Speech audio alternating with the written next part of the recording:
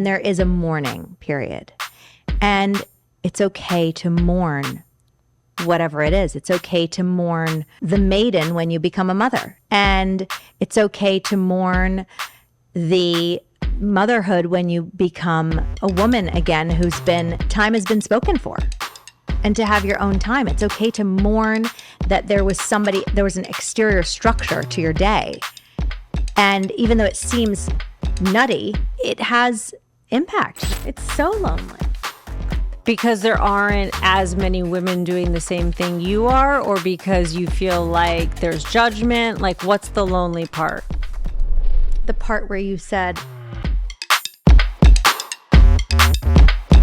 Welcome back to the Flexible Neurotic podcast, the Midlife Self-Reinvention podcast, where we talk about all the Uggs and fabulosities of midlife, kind of bringing the sexy to midlife. Today, I have a repeat guest. She was episode 22, one of my fucking favorites. I know you're all going to be like, oh my God, I remember her. And if you don't, you got to go back to that episode because it was so juicy. I listened to it again this morning and I was like, wow, she really did have a lot of information.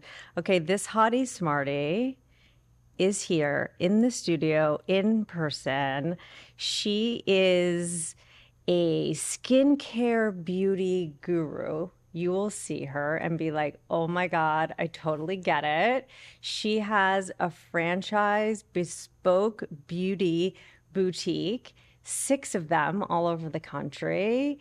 I shop there. I have almost all of the products in there. I never want to stop.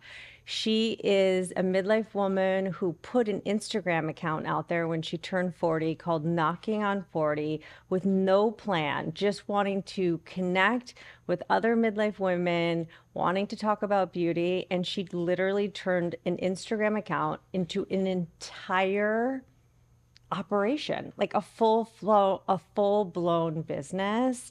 And in our first episode, we got into all the details of the stores and the franchise and all of that. Today's going to be different. Today, I have my midlife shit shovel, and we are going to have a midlife conversation, midlife woman to midlife woman, getting into it. We're talking about skin, glowing, nutrition, supplements, working out, marriage, empty nest, all of it.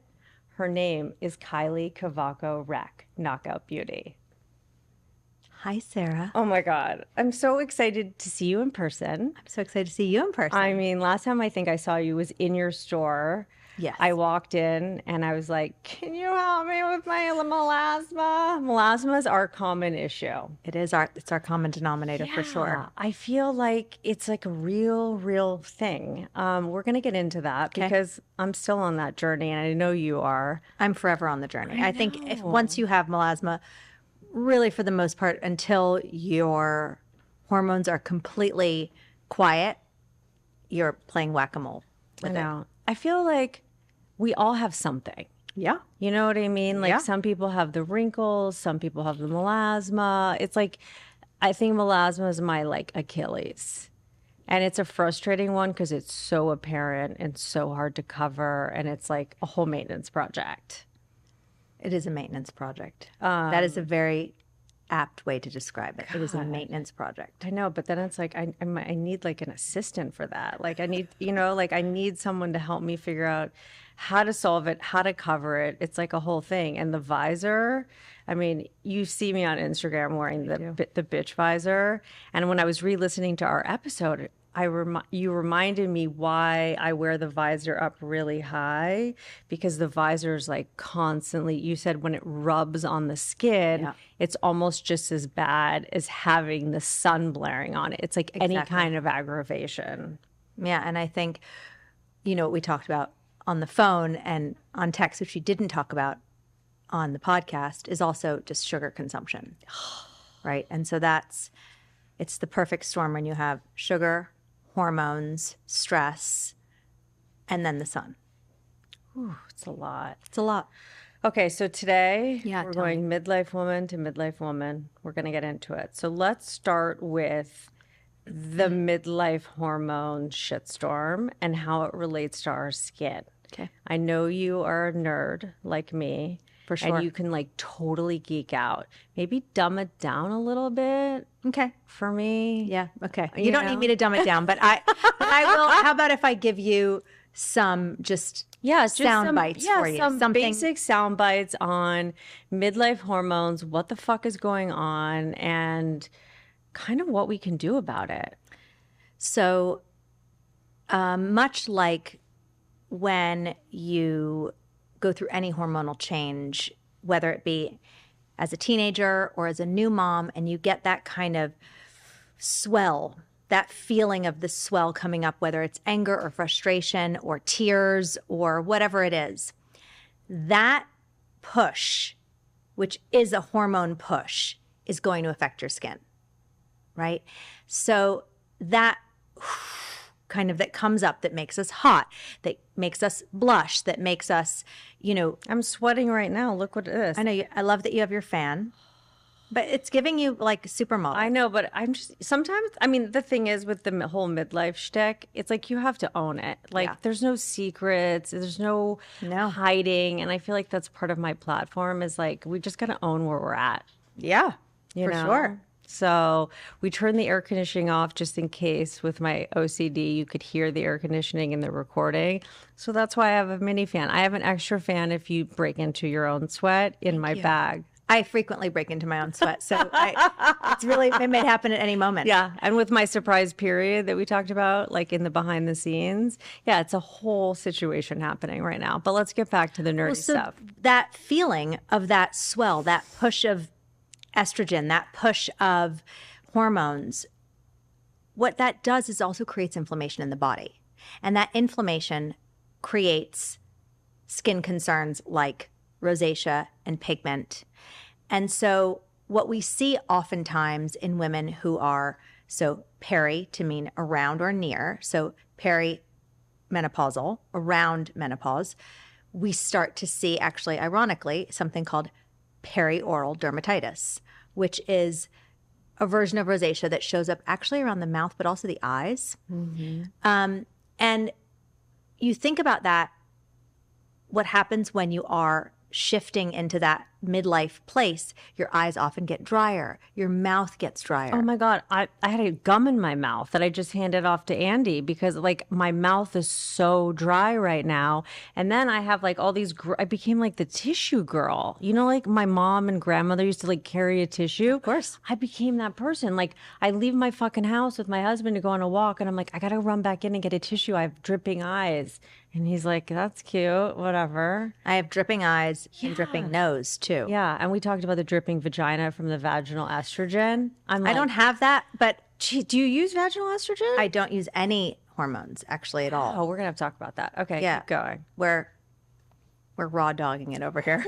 God, you're so natural, and I'm like blowing the hairspray. Like we're doing it. It's not that I'm so natural. I think that my mom died of breast cancer. When I was 13, my mom died of breast cancer. And I think that even though we know that there is a lot of evidence that hormones actually protect you against cancer, it's just not something I want to mess with. It's just not something that I want to mess with. That's understandable. That's part of my journey in digging up these golden nuggets about menopause, midlife, is there are people who don't want to do certain things. And then there's people who don't have enough information. So I feel like once you've done your research and you get to a place where you're like, okay, I'm good with this, then that's it. That's what you live with.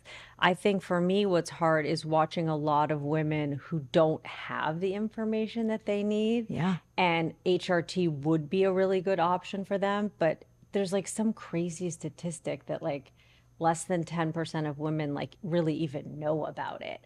And for your situation, you're making a conscious choice not to use it for obvious reasons. I have nothing against it. Yeah.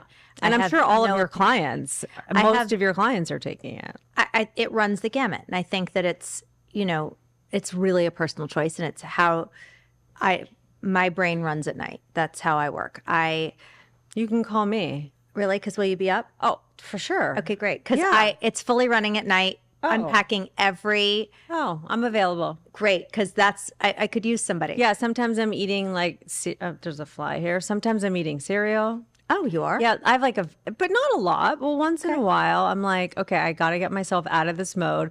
I have like a low sugar, high fiber cereal, and I use a high protein milk. So I feel like I'm getting fiber and carbs at 3 a.m. I'm like, I'm okay. And then I skip breakfast. It's not that often, but sometimes you got to just do what you got to do. Because that helps you go back to sleep. Yeah. It kind of just like that. calms my system down, got some protein in, and then I'm ready to go back to bed. That's like a once every 6 weeks kind of thing. Oh, okay. Well, so I'm up in the middle of the night thinking I'm dying. So, Okay. I probably And should have some are you on cereal. your phone?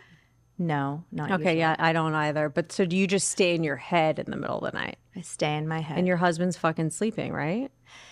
See, mine I have to be honest. I often wake him up. Really? Yes. Wow. Or sometimes I actually get up out of my side of the bed and then go to his side of the bed and sort of scoot him over and then like cuddle onto him because that helps me go back to sleep. Oh, interesting. And how does that work for him? I haven't asked him.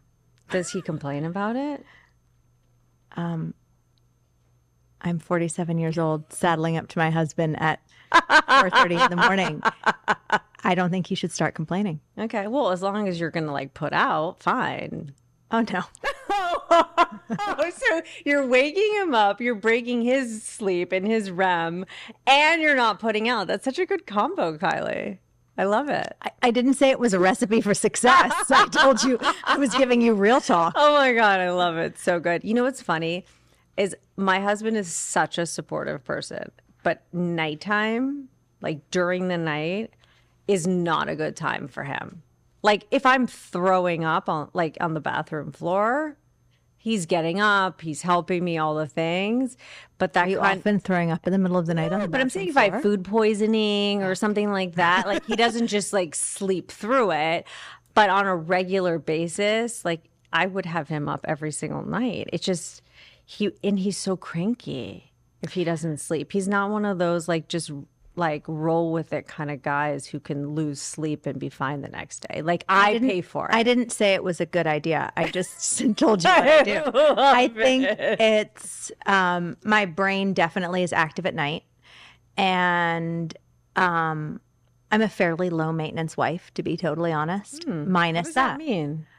I don't require much as a person.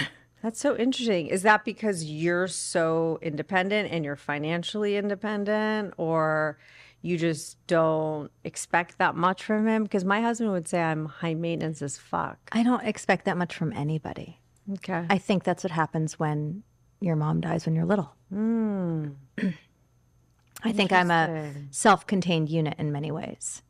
And I think part of midlife is learning how to be in relationship to others in a way that actually allows them in, and to not imagine that you can do it all by yourself, because you cannot. You cannot. I love that point. And it's also interesting if you look at it from another perspective. I think us as women, especially stay-at-home moms or moms who tend to be the primary caregivers, as their kids are getting older, they're feeling like not as needed anymore and not as relevant.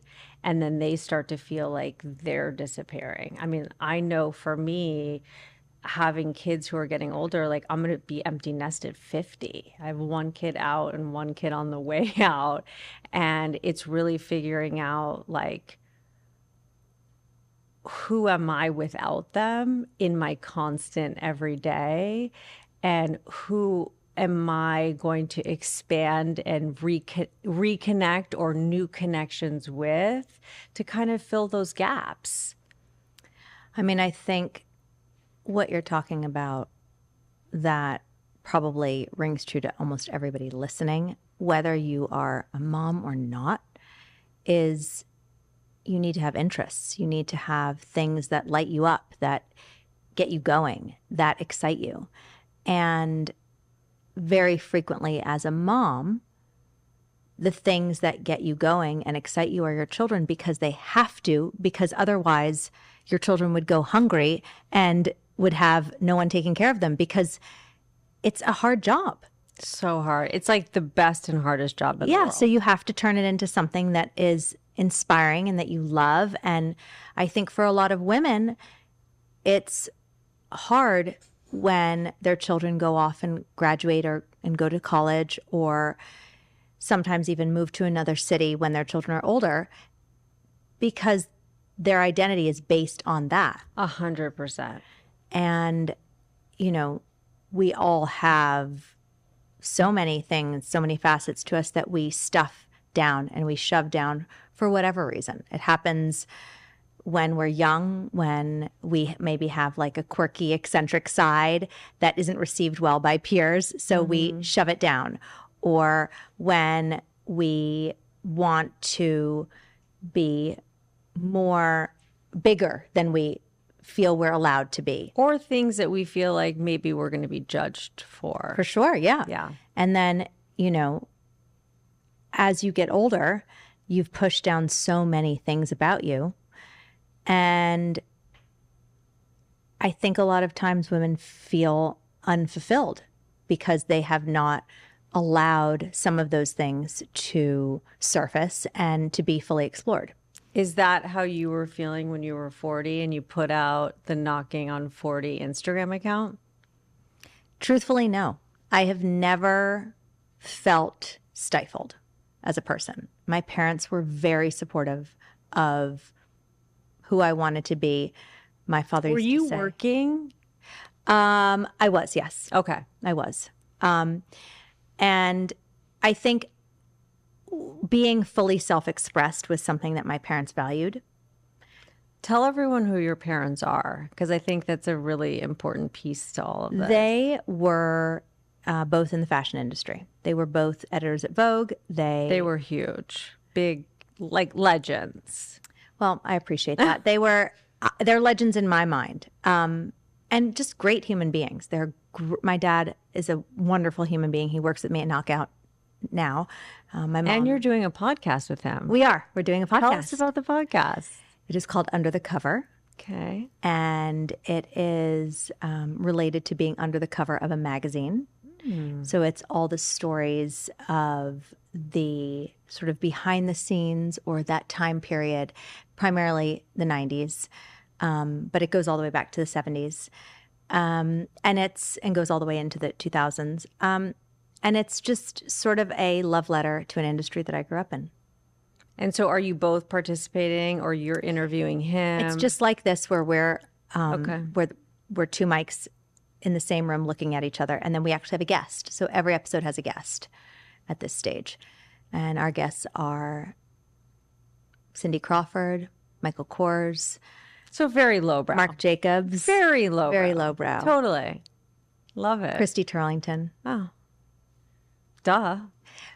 I think what's so fascinating about listening to the podcast, because we edit them together, is you realize how much when you have a shared experience with somebody, how much affection you have for them.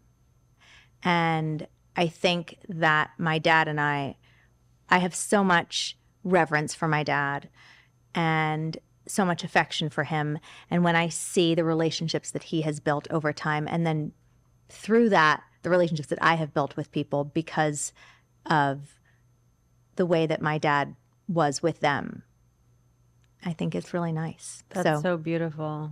Thanks. And I'm sure your mom is part of that whole story, and being able to relive some of those memories must really be a beautiful moment for both of you.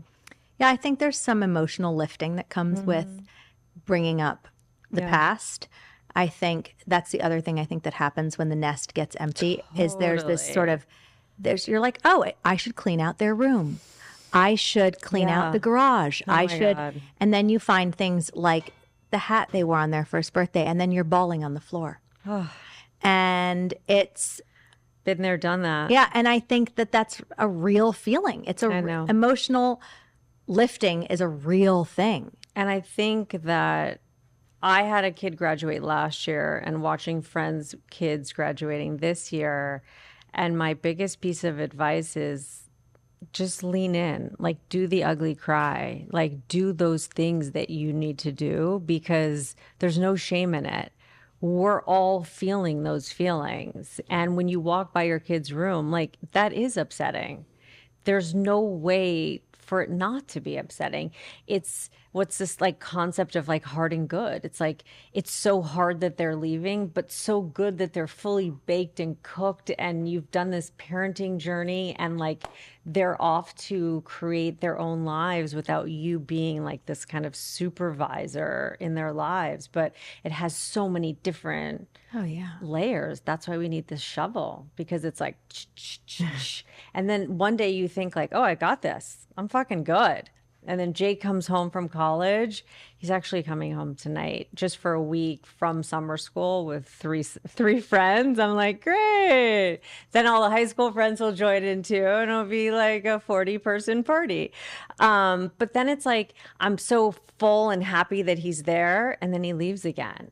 It's so weird. And I'm just kind of, I'm not going to say it doesn't get easier. It gets easier, but it still stings. Does it need to be easy? No, it does not need to be easy. I just think that in this society, we're so used to things being easier, like instant gratification. Yeah. But I think these are like real feelings, real raw feelings that we're sort of meant to revisit over and over and over again. I think we spend a lot of time looking for things to be a little bit easier. Totally. And then we end up wishing away the time that we have with people, especially our children, thinking when they're babies, like, oh gosh, when this gets easier, then I can go do this. When this gets easier, I can go do that. And I think that's what happens with people's careers too. They put their career on hold or their life on hold or their dream on hold or their passion on hold. And then they're expecting that, oh, it's going to get easier. There's going to be a moment where I have space and time. When you have the space and time, if that ever comes, it's probably not a good reason that you have the space and time. So waiting for that space and time to show up is probably not the best move. The hard part is when that space and time comes and you haven't figured out something else for yourself. It's not necessarily starting a business. It's not writing a book. I mean, everyone's version is different. Like I've said a million times on my podcast, like some of my friends, pickleball, mahjong, creating community, Soul Cycle, whatever it is, like having something where you're like, I want to get out of bed this fucking morning and really like live my day. And we have to have some kind of purpose, no matter what it is. And I think that once the kids leave the nest, that sort of already built in sense of purpose starts to disappear. And then we start to feel like, well, what the fuck now? What do I do with this time? I think we have to fix it way earlier. Totally. Right? We have to talk about it way earlier. Like if you have a tendency to not get out of bed, you've probably had that tendency since you were a teenager. It's not new in midlife, right? And it's just that you had to drive carpool, so you had to get your ass out of bed. If you weren't allowed to do that, there's also more of a pull to do it, right? And there's this feeling that mothers just have to keep going or women have to keep going. You can stay in bed if you need to stay in bed. Totally. Right? And you can stay in bed when you have a 3-year-old and figure out a way for that to work out. And it's hard. It's all a juggling act. Life is a juggling act. But if we don't give in to some of those needs as we're on our way there, then it arrives and we don't really know what to do with any of those feelings because part of us wants to just stay in bed all day because that's what feels good and we're exhausted. And that mimics depression. And so you hear a lot of people say, you know, oh, just get up and get dressed as a common refrain for midlife women. And I think what we should be looking at is like, why don't you want to get dressed? Why don't you want to get up? Because I have 1,000 reasons why I need to get up every day. 1,000, whether it be my children or my business or even just my own motivation. But there's a lot of times I just want to stay in bed. Me too. Right? And I think we have to normalize what that means. That doesn't mean you're depressed. It doesn't mean you're depleted. It just means sometimes you need to just regenerate. And that's okay. And if we take that time to stop and just reset for a second, then it doesn't become a days-long, weeks-long endeavor. And I think sometimes when women get to midlife, it's the only time they've been able to do that. And then that becomes a slippery slope. 100%. Because then you start thinking like, oh, I did it, stayed home today in bed, and then I'm staying home tomorrow in bed. And then you start thinking, well, did I work out? Like, did I eat more than I usually do? And then it starts bringing in all these other different things. It's like you can stay in the sort of hotel of I need a break. You just can't stay that long. Yes, I love it. It's the hotel of I need a break. Yeah, I love that. You can't stay that You can't stay that long. And I think the thing is that it's, if you're going to stay in bed, right, and you give yourself one day, you can have one day. Maybe if you need two. I always believe people need 2 days off in a row. So maybe you give yourself two just to like fully go there. The next day, get up, you have to wash your face. You have to get up, you have to freshen yourself up. It's not like get up, throw your hair up in a ponytail, put on some leggings. That's not getting up and getting dressed. That's something different. And that's okay when you have so many other things happening in your life that you're trying to just get it together, but you actually have time and space. Get up. Actually looking at the first morning light would be very helpful. Tells your body to put the melatonin away. Andrew Huberman. A la Andrew Huberman, sure. Put the melatonin away. Yeah. Right? That will help your mood. That will immediately get your mindset in a different place. And, taking a shower and freshening your body will re-ionize your body. It will shift what's going on. And this is scientific. This isn't like, oh, it's, just good for the mind, nice. Breathing is good too, by the way. Like, I think so many times I find myself holding my breath. Oh my God, me too. Holding my breath. Like this. Yeah, exactly. So weird. So weird. And I think use the opportunity to be able to take a deep breath. I know. And to allow the air to like fill up your whole body. Not just this like rise of your chest and then it's like, it's almost strangling you. And I think we spend so much time not taking a deep breath. So it's like we have space and time. Because there's always a finish line. Always. And I think what's interesting about midlife I've found is I think you and I are both very performance-driven women. It's like we did this and then checked this box and then we did this. By the time you get to midlife, some of your performance benchmarks are gone. Like you've already completed, let's say, a college degree, or you've done your 6 franchise amazing stores, and you feel like, wow, I've checked all these boxes. But part of midlife is realizing that the journey is the journey and not just the boxes. And then it becomes a curvy, linear sort of atmosphere where you're not checking boxes and there isn't like a whole gold star checklist. It's just, how do I just explain to me why I don't understand the midlife struggle? How do I? I don't have the boxes. I think that you just explained that to me. Really? I don't. But I now I understand it and I hear exactly what you're saying. I think losing my mom at such a young age, it didn't occur to me that it's like if you checked the boxes, maybe you were closer to death. Interesting. Right? So it was almost like the desire to check the boxes didn't exist to me. But I definitely had a drive and a need to be a mom, to heal, I guess, what I was missing. Mm-hmm.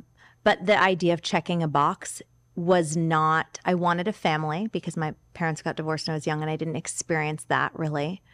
But but I didn't, again, feel it like boxes. And I think because of what you're describing, where it's like, if you check the boxes, then now what? Right. And I feel like by the time you get to midlife, like you've sort of done a lot of the life milestones, and then you get here and you've sort of checked it, for a lot of women, but not all, have checked the kid box or the career box or whatever it is. Yeah. And now you're like, well, where the fuck is the next box? The box becomes you. And most women don't want to take that self-agency on because it's hard. And we have to really dive into ourselves and figure out this. Like, no one's coming to rescue us, and you can't buy it on Amazon. This sort of like midlife pivot, self-reinvention, re-energizing the self in midlife. It's you. The work is you. I think that's the difference between how men and women are spoken to in the media. I think there's an idea that men are meant to achieve. And then in order to become wildly successful, their next choice is they have to change their mindset. And so it's I think why biohacking is so prevalent among men. Totally. Right? I think because it's literally like you have to have the capacity to be as successful as you want to be. And it also gives them structure. Because if you're at that age where you're kind of like thinking about retiring, figuring out what your next thing is, running a marathon or creating some kind of biohacking regimen gives you structure to your day, gives you that fucking reason to get out of bed. It's like, oh, I have these 16 things to do as part of my biohacking regimen. And that's why a lot of people take these midlife projects on, because it does create a purpose, a meaning, a structure that your kids sort of provided before if you were a stay-at-home mom. But I think, what if we think about it this way? When I had a baby and my daughter was applying to preschool, so I had a tiny baby and a preschooler. And this woman was talking about how you're driving the bus and the kid gets on the bus and eventually the kid gets out of your bus and you want to invite them. You want them to then invite you back in. And I was like listening to what she was saying and I was like, I feel what you're saying. I hear what you're saying.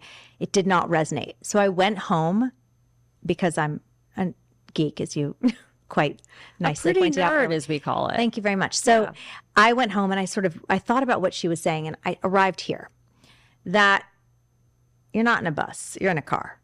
And you're driving a car. And it's not a minivan. And it's not a minivan. But your baby is facing the other way. And you're craning your neck to see them in the little mirror that you've set up. So you've set up a full life contraption in order to make sure that they're still alive and breathing. Yes. And then you finally put their face forward, and that feels like a relief a little bit, because you're like, okay, I can see that they're not slumped over and dead in the back seat, like you're freaking out that they're, somehow not making a noise. And then, then they get in their booster seat, and then they're in a proper seatbelt, and they're clicking themselves in. And at that point, you are able to let them get in the car on their own. And there's that moment of, oh, okay, how have I set that up for them? Because are they still in the back seat going, Mommy, click me in? Or do they just click themselves in? Have you given them agency? Then they ultimately will sit in the front seat. And then it's like, are you controlling the music? Are they controlling the music? Are you controlling the conversation? Are they controlling the conversation? I find my best conversations are with my children when we're both looking forward, not looking at each other, and they're just kind of letting me know what's on their mind. Oh, that's how I do the teenage sex talks. I just wanted you to know this information. We don't have to really dive in right now, but I'm just going to talk about it now. And not make it uncomfortable. Yes. Right? And then the goal is that then they drive the car and you're in the passenger seat. And then they get out of the car, or you get out of the car, should be really what happens first. You get out of the car, they drive on their own. And the goal should be to be invited back in the car. So I think about it like this. As a woman or as a human being, you just want to be invited back. 100%. Right? And I'm not sure that the person who's in the bed, who's not getting up, who's not showering, is being invited anywhere, because they're probably not even accepting invitations anymore. So I think it's really important to, and I probably need to take this advice myself, but to think about making sure that you are the person that you would invite somewhere, that you would invite back. And I feel like what happens with motherhood, or even honestly, when you come to the sunset of your career, because maybe that career has kind of run its course and you need a new thing to do, or maybe you're just kind of, a lot of people are very unhappy in their marriages after their children go. But you have to still be curious and interested, because you won't be interesting if you're not interested. That's the whole, like, Eve Rodsky, I've interviewed her twice, and she says you have to be interested and interesting. Yeah. And I think a lot of midlife women, and I just talked about this on an episode that's coming out Thursday, you know, like if you're at a dinner party and you have been a stay-at-home mom and someone says, "What do you do?" That's a very hard thing to answer, because you start thinking, okay, if I say I'm a housewife, that seems like I didn't do anything. If I stay a stay-at-home mom, that's a fancy way of saying a housewife. So I feel like we also have to normalize in society to make it okay with whatever decision you've made, because a lot of women feel shame in not having a thing to say that they're doing. We need some real talk here. We need to have some real talk. I run a business. I have in all U.S. time zones. It is so much harder to be a mom. So much harder. And I have easy children.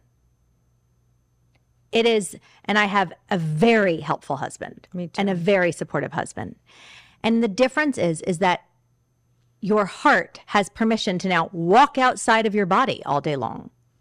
And it is a shocking experience to the body. It is not to be taken lightly. It is not hard. It's not easy work to just be, you know, allowing your children to explore who they are as people and to guide being them. Responsible for them at the end of the day. Yeah. I mean, and then teaching them to be responsible for themselves. And just to be good people. And I think that there's this idea that being at home is somebody having a bonbon on a sofa. 100%. Right? But you're actually navigating everyone's emotions, everyone's dreams, everyone's thoughts, everyone's desires and wishes, everyone's sadness, everyone's disappointment, everyone's hurt, everyone's anger. See, but your husband obviously gets that, and mine does too. He's like, you couldn't pay me enough money to like do all the things that you want to do in a day for our kids. Like, it's just not possible. And he just took my daughter to Austin for 3 days, and he's like, that's like, it's like a lot when you're doing the all day thing and the texts and I need this and that. And, you know, he's like, it's a lot. But he appreciates it. And I think so many women are married to people who don't appreciate that. And then when you show up at that dinner party and you're the woman who can't say, I have knockout beauty, it feels so small. But it's not. And we need to remind people how important it is. By the way, saying I have knockout beauty feels small. That's imposter syndrome that we all have. Right. But that's what I'm saying. I think that I think everything sort of feels a little bit small. Mm-hmm. I think when you're a thinking, feeling adult, unless you're like, I don't know, running a country, everything feels a little bit insignificant. And or maybe you have, I don't know, an extreme case of narcissism, but for the most part, it feels small. It feels, whatever you're doing feels like a tiny contribution to what's going on the planet. And I think that we can all minimize ourselves. We can all make it really small. And we can all do that thing to ourselves where we are standing in judgment of it, of whatever it is. And we would never want that for our children. So we have to be mindful of what we put out there. Would you be delighted if your daughter had the life that you've had? Yes. But I will say my life is very different than the life I grew up in, because my mom was a CEO for 48 years, and stay-at-home mom for her, like, that was never part of the equation. So after I got my PhD and decided to be a stay-at-home mom, she did not understand that at all. And it's not to say that, it's not like there was some big fight or whatever, but there was judgment. There's judgment there. It was like, wait, you did all of this schooling, you checked all these boxes, and like now you're going to be a stay-at-home mom. It was sort of like she couldn't wrap her head around it. Well, she also was fighting a fight that was much bigger than we're fighting, right? Because of women's lib. So, you couldn't get a credit card without your husband's 100%, sign off on it until like 1973. So we're talking about a time period that to be a CEO at that time was a great triumph. And to think that you would have done that and had that be so much of who you are, but also to be able to show your children and show women that it was possible, potentially makes you think that, okay, well, maybe why did I work so hard? Well, she's retired. She just retired this year, and she's struggling with that because so much of her identity was this illustrious career and all the recognition that came with that. And it doesn't mean that it disappears. It just comes to a crashing halt.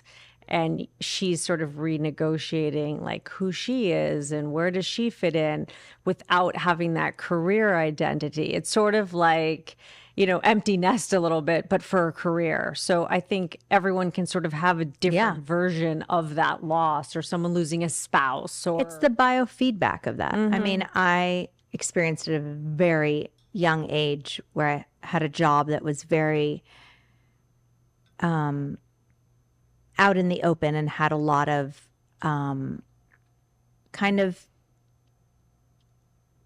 accolades that came along with it, and respect and opportunity. And I was very young, and then the job was not renewed. And I didn't have kids yet. That was my purpose. And it was a weird feeling to feel like, oh, wow, who am I without that? And having to build that before I had children, before I got married, before I even had a significant relationship, I think was a lot. And I think maybe is why I was the architect of my life the way that I was so far.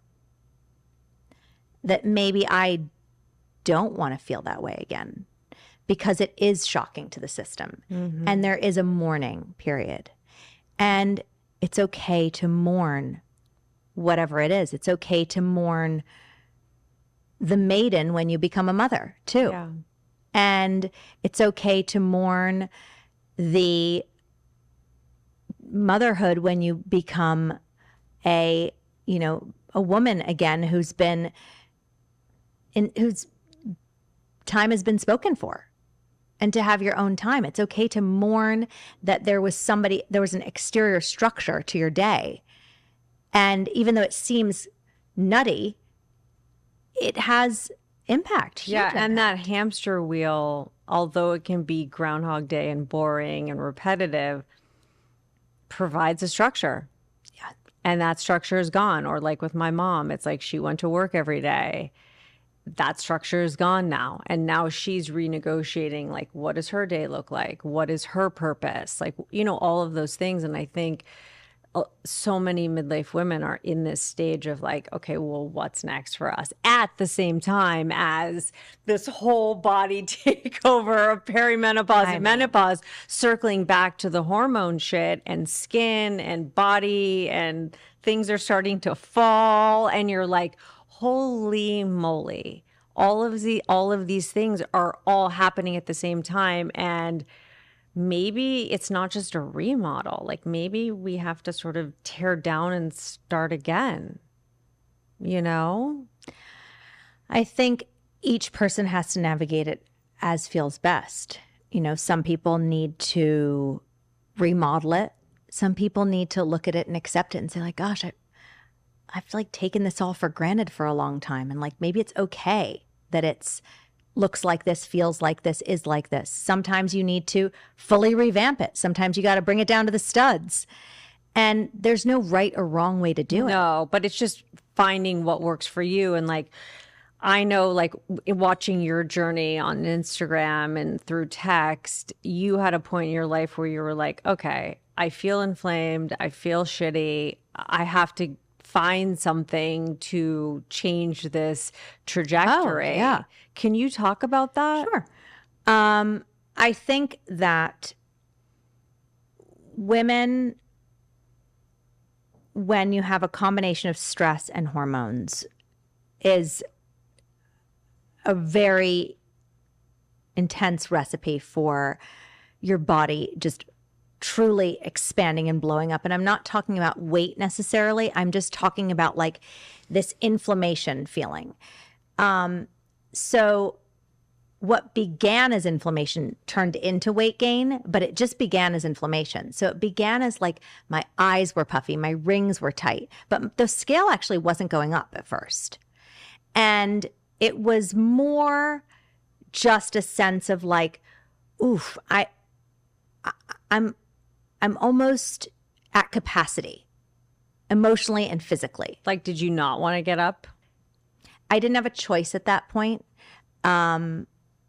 It was the middle of COVID and I had to move my entire store into my garage, and my team was home working with people online, and I was packing the boxes myself, which was a very strange shift, but that's what needed to happen. Women get shit done. Women get shit done. So I think my adrenals were on fire. My hormones were also on fire. And I got into what my health coach refers to as an oh fuck it spiral. So I started working with this coach named Sarah Raggi, who I've interviewed, who is wonderful. And she, at that point, I'd already gained weight. So by the time I ended up with Sarah, I'd already gained weight. But it was the oh fuck it for a year and a half every day. And it's very easy to get there. It's very easy to just say, oh my gosh, I am so exhausted. I need another cup of coffee to have this conversation, a work conversation, or to pack these extra boxes, or, oh, I just need a sweet treat because my energy is so low. Or, oh my gosh, I just need an extra helping of whatever it is. And I think what happened was I then felt foreign in my own body, which felt very weird. And at that point, I actually had become okay with it in a weird way. So you sort of accepted it as your new reality? Yeah, I did. Ugh, I know. So many of us do that. I did. I accepted it as my new reality, and I started to feel like maybe that is the price that you have to pay to be successful. Oh. And I think what happened was I got to a place where I felt like, you know, when you have first have your first baby and your husband comes home and you haven't showered. Yeah. I once turned to him, my husband said, my personal hygiene cannot be negotiable. Like, this is not okay. This can't be negotiable. I have to have a shower. I have to, feel good. I think it was like, oh no, wait. Forget getting to the finish line. Like, we will be at the finish line very quickly if I don't take care of this. What was the turning point? I really didn't feel well. Like, really, truly did not feel well. So I had a migraine for like 60 days straight. Oh my gosh. And it was so many different things were happening. My knees started to give out on me. So we were going on a ski trip and I couldn't even ski because I couldn't turn my knee that way. Like weird things that were just like, oh, I guess I'm aging. And I'd already had frozen shoulder once. Oh my God, I've had that. And then I had double frozen shoulder. No way. Yeah. So I was unable to lift anything. And I just thought, okay, I have 2 frozen shoulders. I have a bad knee. And you can't or don't want to take hormone replacement. I didn't actually even know at that point that it was what would even help at that stage. I didn't even know that it was hormone related. It felt more stress related at the time. Now looking back, I think the stress was compounded by the hormones, and my hormones had been so out of control for so long. Perimenopause wasn't a conversation really. And especially because I was young when it started, people would just be like, oh, you're just stressed out. You moved across the country with your kids. You're just stressed out. Like, you have a business on the other side of the country. You're just stressed out. Like, it was a constant conversation. I would go see doctors. They would tell me, eat less, exercise more. They would say to me, oh, your adrenals are just burnt out. You just have to have these herbs. So I was like, okay. And I think what I didn't realize was, number one, I was very thirsty all the time, but I didn't realize how dehydrated I really was. And sometimes, one of the things that Sarah really brought up, she's like, thirst masks itself as hunger. So I was eating as opposed to drinking water. So that immediately shifted once I really started drinking much, much, much more water. But I knew to drink water. Don't we all know that? And we just don't do it, as I take a sip right now. There's so many things we know to do. And I think that was what had happened. It's like, I knew most of what she was teaching me, and everyone's like, oh, you needed a babysitter. No, I didn't need a babysitter. I needed like a co-creator. I needed somebody who could help me co-create my new existence and to help me up level. It was like a coach. That's what she is. She's a coach. It's not just about how much are you eating, Cayli, at 3 p.m. It was having an accountability person and someone to talk to, and someone who could not just tell you what to do, but to listen. Having a supportive husband, because I have one too, it's not the same thing.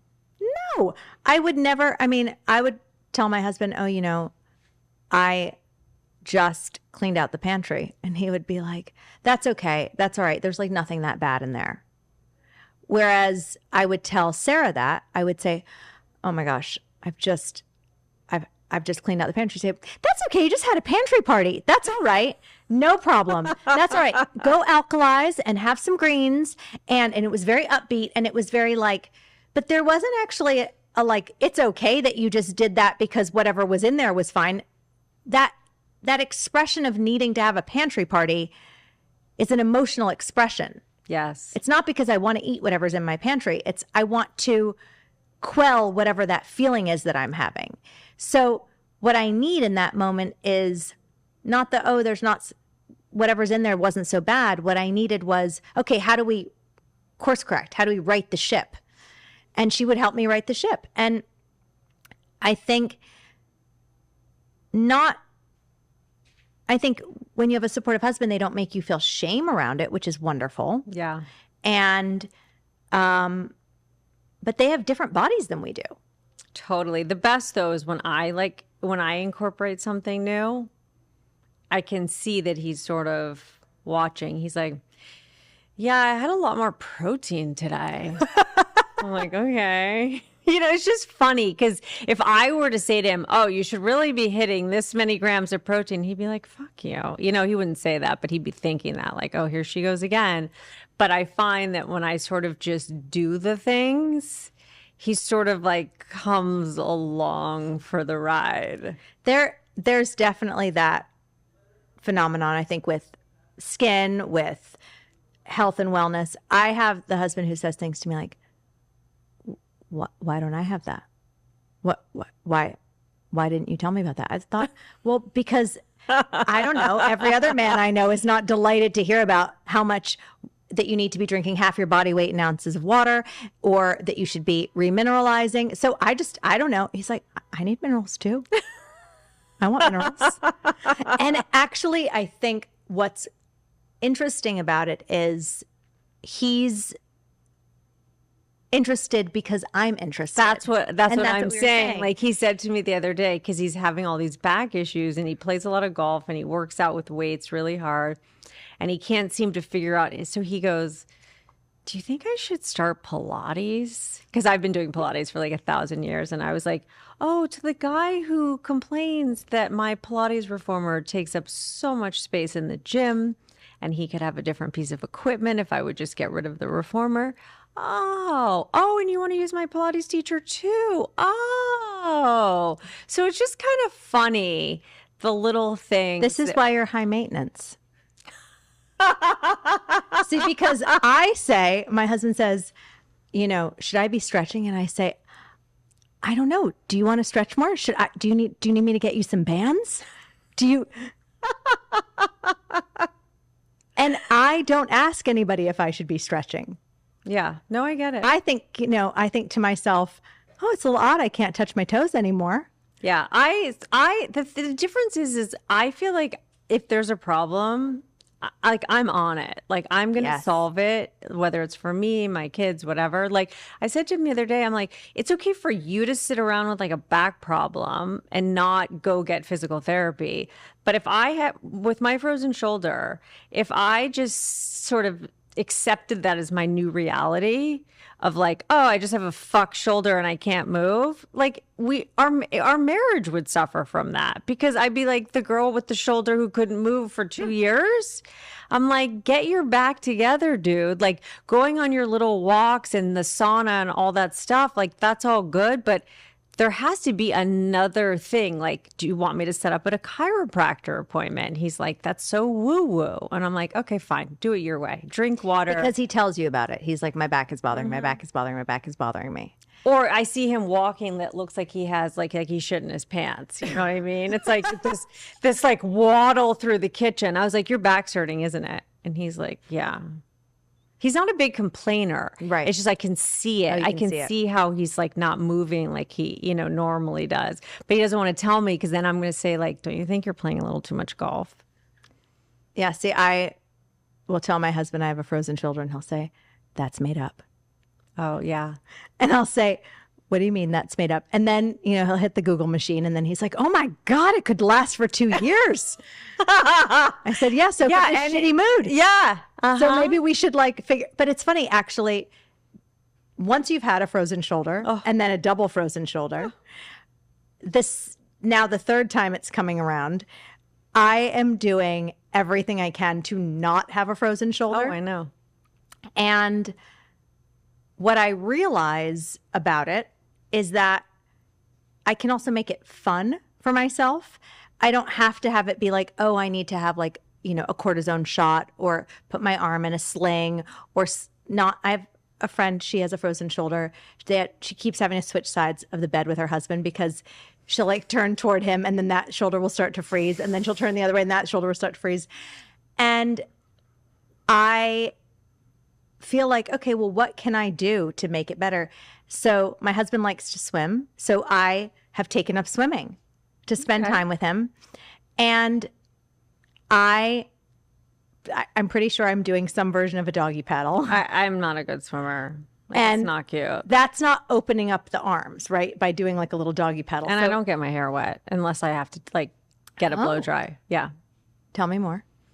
It's so much work to get my hair back to where like how it looked yesterday. You know what I mean? Like it's just a project that I don't need. And then that means that like I have to, the melasma issue, because then I have to like take, my makeup comes off. The whole, it's a triple-edged sword for me.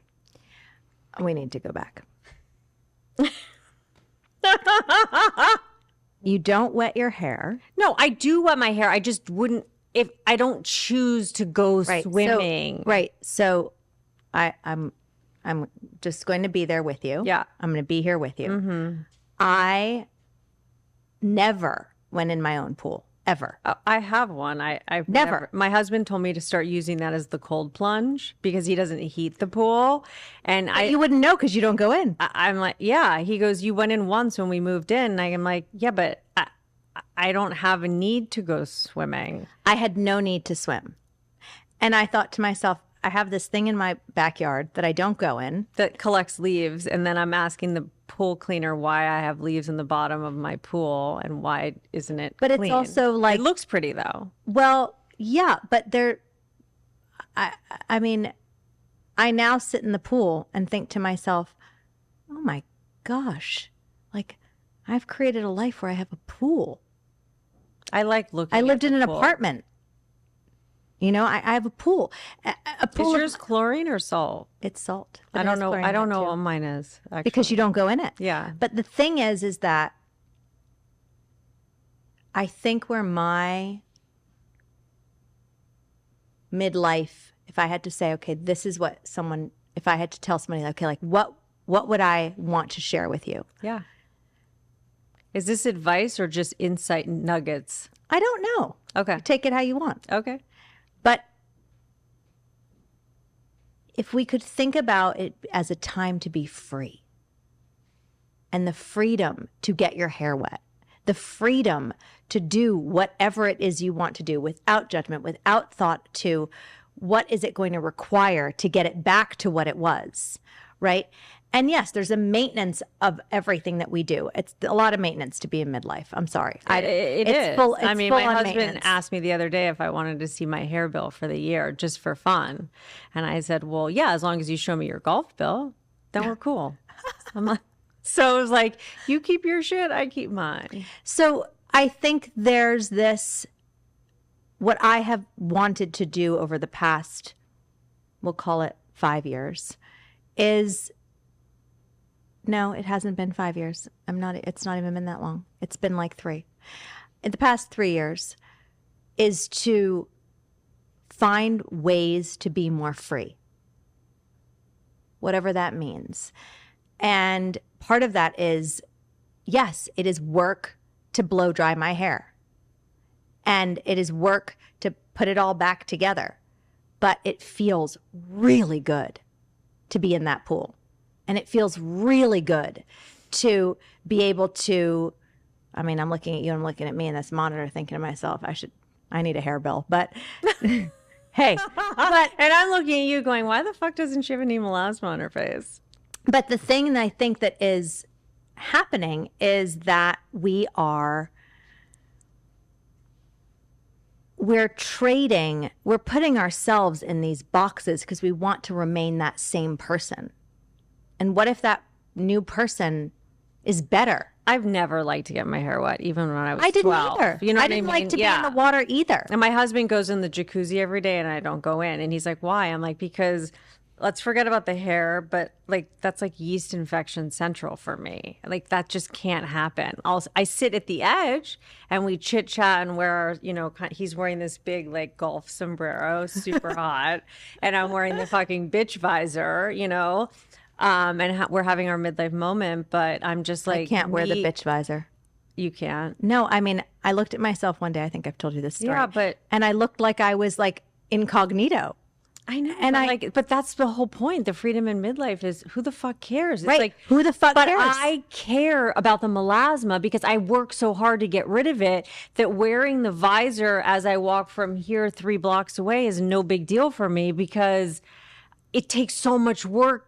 Right, because that gives you more freedom in the end. Yes. Wearing the visor gives you more freedom. Even though it's not as cute and all the things. Like, I'm going to go to New York this weekend with my husband, and I'm going to wear a visor with my cute outfit. And I do not give a fuck. Yeah. But that's freedom. Yeah, that 100%. And I think that is... It's finding your freedom. It's The finding pool's your- not my fucking That's freedom. what I'm saying. It's not your The freedom. jacuzzi yeast infection is not my freedom. Agreed. I think I would not have even tried, though. I would not have even... My husband could have been in that pool and been like, it feels so good in here. Meanwhile, I put my foot in that pool and I was like, it is far too cold. And he said to me, way. he's like, what temperature would be pleasant for you? 95? Yeah.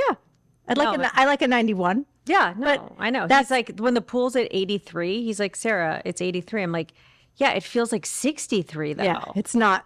But that's also recognizing that's my high maintenance. And I think being able to feel free in whatever it is that you're doing and fully self-expressed and to be able to just be in a place of freedom with where you are and what it is. So for you, the cost benefit analysis of wearing the visor is giving you more freedom. Yes, for sure. The cost benefit analysis of you being able to not wanting to get your hair wet, it's not there for you because there's freedom in it. And your hair looks amazing. But it's also like, when you look at cost benefit analysis, it's like some of my friends don't eat sugar. That's not an option for me. Like, I cannot take that freedom away from myself. I get And it. I think midlife is this time where we've kind of earned this right to do it as we want to do it. Eat the sugar, don't eat the sugar, but finding out what your good enough is in all of this. And in your nutritional journey, so you hired this coach, Yeah. you up-leveled yourself, you realized you needed to alkalize. We need to talk about what that is so everyone understands it. You needed to hydrate. And I'm assuming it was adding some kind of health components to your routine. Yeah, I mean, I think it was a lot of looking at making sure I was hydrated and alkalizing. So alkalizing, returning the body to the proper pH. So you wake up in the morning and you do what? Now or when I first started? Oh, so they're different. Yeah, when I first went on the routine, I had to drink. I had to get in a really good habit of getting a liter in. Otherwise, I wasn't going to drink enough water in the day. Okay, so you would drink like more than this? I would drink like that. Yeah, Okay, like from your nightstand Yes. down the hatch. exactly. Okay. Exactly. And then what happened? Was there anything in that water? No, not in that water. Okay. And then I would have that, and then don't come for my coffee. I'm having my coffee. It's my joy. So Freedom. I would drink my coffee, Okay. and then at that point, probably would drink a greens powder. After that, even though I was probably supposed to drink it before, I drank it after. It just was too. I couldn't keep it in. It didn't feel I nice. get it. So I think there's this also this concept around like how you have to do it, and it only is going to work if you do it this way. Totally. I think there's things like you're talking about with the skin and with melasma, right? And you're talking about the pH of the body internally. So the external body likes to live at a acidic pH, and the internal body likes to be alkaline. And so the purpose of toning, as an example, is to return the skin to the proper pH. So every time you have coffee, you are acidifying your body. So you can have coffee, but maybe try to make it less acidic. So you can put something in it, like a baking soda, will Oh, that's interesting. actually So neutralize Sarah it. told you to put baking soda in your coffee? She actually told me to get a coffee alkalizer, but that's the primary ingredient of what's in it. Oh, I didn't even know that existed. So the, I think it's about our body, our being wants more range, right? The freedom and the range is really important. And I think when we're trying to stay too narrow, there's a lot of anxiety and stress in that. And the more range we can have and the ability to get back to center, Metabolic flexibility. metabolic flexibility, even getting the hair back, right? It's like getting the hair wet and getting the hair back. The easier, getting range in there so that there's not anxiety around like, what if it rains? Yeah. Or what if, or I'm going to Miami and New York, and like I'm totally prepared to wear a wet bun with my hair. see, because you have flexibility. Yeah, like that's happening. Like there's no way I'm going to go through a whole blow dry ordeal, walk outside and have fucked hair. Like that's just not worth my time. But that has huge freedom in it, right? Just being able to say like, I look good in a bun. Like I don't love myself in a bun. Yeah, whatever. Or low pony, low pony. But I love I that don't you do the top knot thing. But that's because you know what works for you. And midlife is about figuring out what works. Like, and what works for you doesn't necessarily mean it's going to work for her and her, but it's normalizing that everyone can have their own version. And I think that's the best part of this journey is realizing that we can all have a different version. And there are people that want to help you figure it out. There are people that want to help you have that answer. There is that hairdresser who's going to sit with you and help you figure out, like, you better in a top knot, you better in a low bun. Totally. There's that, Oh, I go through hair texture sprays. I mean, I do it all because my hair is so thin. And with midlife now, it's even thinner. So I have like a volume problem. So for me, it's like, how do I get the volume? I can get the volume through chemicals, through teasing, all these things. But when I have to do it myself, it doesn't look the same. But being okay with that.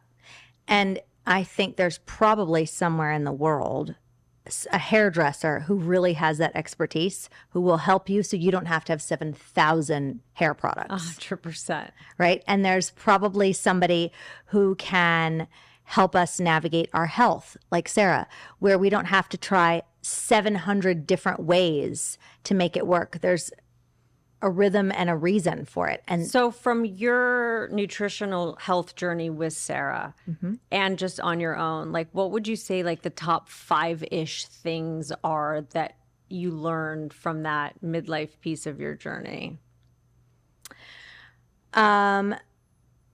Drink more water, number one. And that's also going to help your skin, right? You're robbing your hyaluronic acid from doing its best job, honestly, if you're not hydrated. So drink more water, number one. Number two, I think, is probably to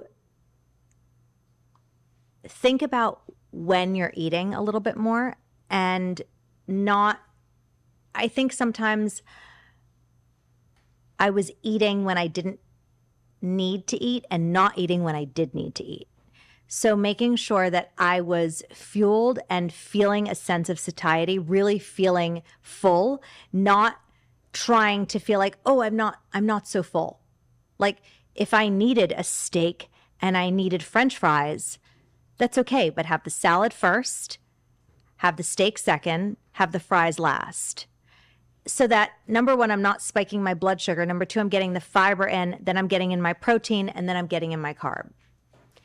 And really working with Sarah has an SWW plate and working with the SWW plate and really thinking about how I was eating and when I was eating and recognizing that, okay, if I'm not going to eat for 4 more hours,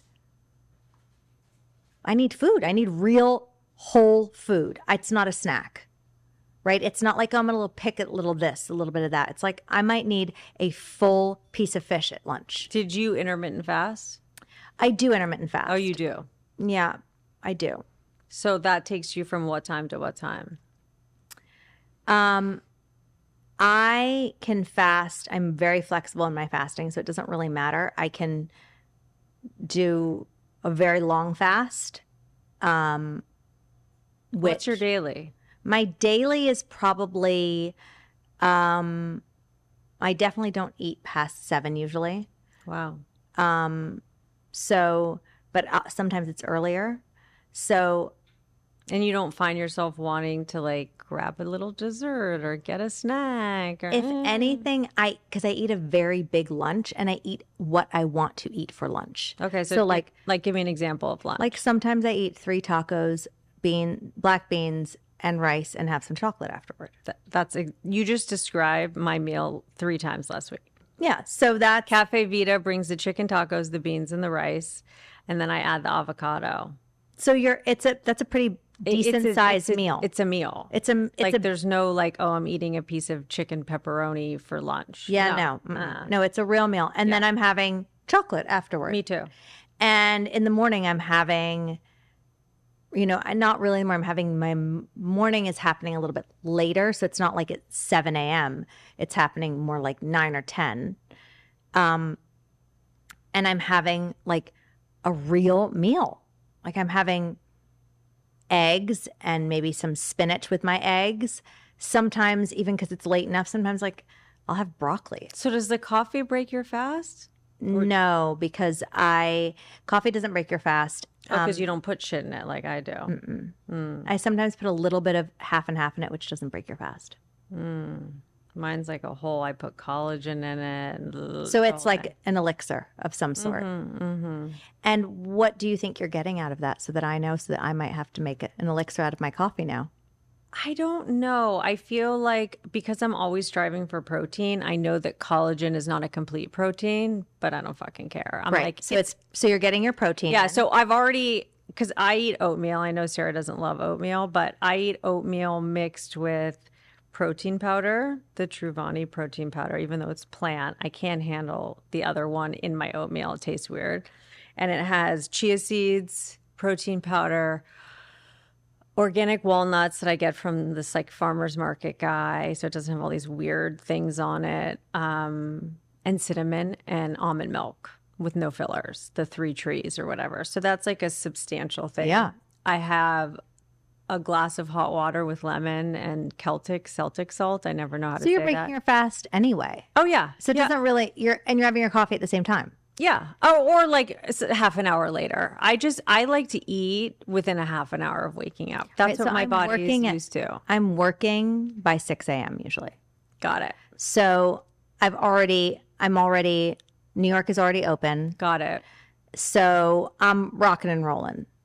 So you're busy and distracted. Yes, yeah, I am. For me, I'd just be thinking about breakfast all day. It's funny that you say that. Now that you say that, I notice that on vacation, I'm like, where's my breakfast? Yeah, exactly. I'm like, and that's more in my mind, I realize, than is hunger. Totally. Because I'm like eating breakfast, checking my email, looking at Instagram, like getting my morning sun in my eyes. Like I'm doing nonsense things. And then I work out if the workout is part of the day. But again, part of the freedom of midlife and dealing with your good enoughs is if I don't feel like working out that day, I don't. Right. I mean, I'm not saying I skip every day, and I don't punish myself if I don't. Like today, I'm not working out because I'm with you. I mean, really, what are the chances I'm going to get on that treadmill at 4:00? 0. Right. Fuck that. No. And you're not going to crank up the pool. We know that. Oh, that pool's like a cold plunge. No chance. And my son's coming home with his friends, and are there enough beds? And it's okay. But I'm good. Like, I'm not like, oh my God, I ate all this shit and I haven't worked out. It's like, no, like this is my life. Like I'm easy on myself.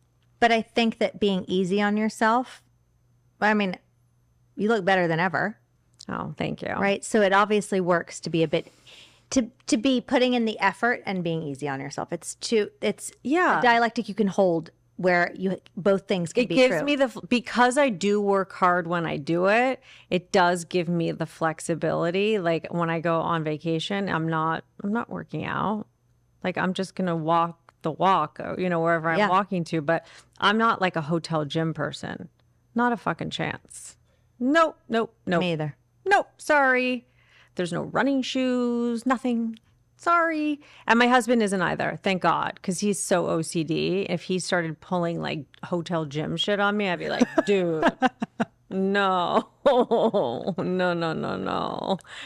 we're on the same page with that. Like he's a psychopath at home, but like on vacation, like some people only work out on vacation. We're like the opposite of that. We're like, no.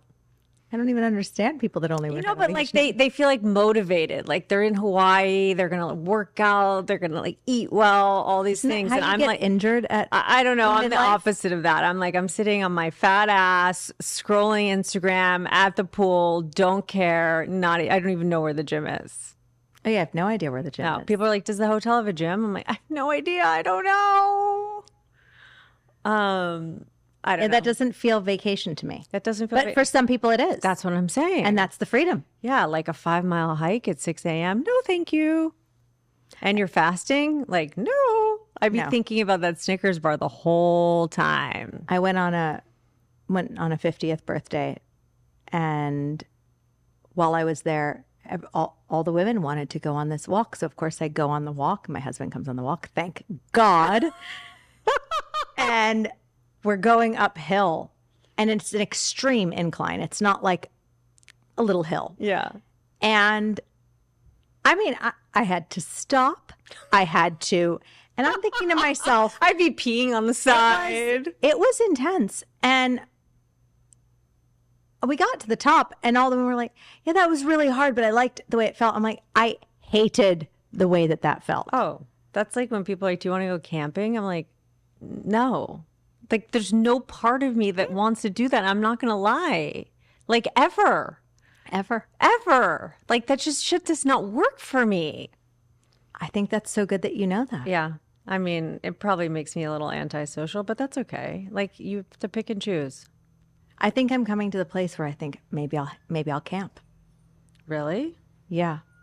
I'm telling you, there's something happening. Okay, camping for me would be like a Four Seasons with no AC. I'm not sure. I mean, we're in here and there's AC, so, and you're unhappy about it. So yeah. Oh my gosh, I love it. Okay, so back to the nutrition. So then did you start a whole workout regimen with Sarah? No. So you just did the food part first. Yeah. Interesting. Okay. Yeah. And was that intentional? Yeah. Because you can't fucking do everything at the same time. I love that. And that's bingo jackpot. Because I think that's one of the major things that goes wrong in people's... Can I adopt that? That's bingo jackpot? the bingo jackpot. The midlife brain. No, but it's true. It's like so many times there's so much information out there, and we're trying to do 74 new different things all at the same time. Oh, you're trying a new supplement routine. You're exercising new. You're eating new. It's all new. And it's all like, all I want to do is get back to the old. And I never made a dent. And so I just focused on that. And how long did you stay in the food moment and the water moment without the exercise moment? 5 months. Okay. And were you like weighing yourself, measuring yourself, or was it more like, how do I feel? Like, what's that approach? Like, I did weigh myself. Because I'm not aware. But I did weigh myself, but it wasn't like from a neurotic place. It was more from like we got to get a bench. Like, we got to know where we are here. Because I think there's a lot to say in that kind of body weight versus muscle fat ratio situation. Yeah, well, that's what I would say. So I think it was just a little bit more to know what was going on than it was more. It wasn't really about like, oh, this is what it should be or shouldn't be. Like a Weight Watchers kind of thing. Got it. It wasn't. And it was not, when I started exercising, it was not to look cuter. I had more energy that I had to burn. Okay. So it wasn't like I was like, oh, and now I want to have a tight tummy and a cute hiney. Like, it was like, I need to spend the new energy that I have so that I can sleep at night. I know. It's the sleeping thing too, for sure. I find that the days that I exercise, I sleep so much better. Yeah. So much better. Oh my God. So what's your workout routine now? I swim. That's it? Mm-hmm. No and weights? I walk. No dumb fucking weights? No dumb fucking weights. Wow. Interesting. I felt like you'd be, Sarah Raggy's all over with her. But that's what works for her. Mm-hmm. And that's what works for her clients and her people and her thing. But that's not my freedom. I love that. It doesn't feel good to me. So how often do you swim? Every day. Oh my God. You have to do your hair every day? I would be in therapy. I would need like ayahuasca. Oh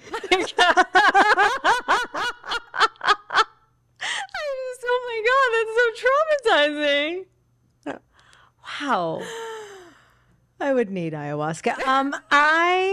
I don't think I ever need ayahuasca. I've never done it. I've never even smoked pot. I love that you then went from I might need to pot. ayahuasca. Yeah, no. I was just trying to think of an extreme. Like like for me to wash my hair every day is like an ayahuasca like deep dive. So listen, I've been swimming now every day for a few months, and it might change again. When you say swimming, what does that mean? It's actually looks more like a variety of treading water, actually. Are you wearing weights in your vertical? I'm vertical for the most part, yeah.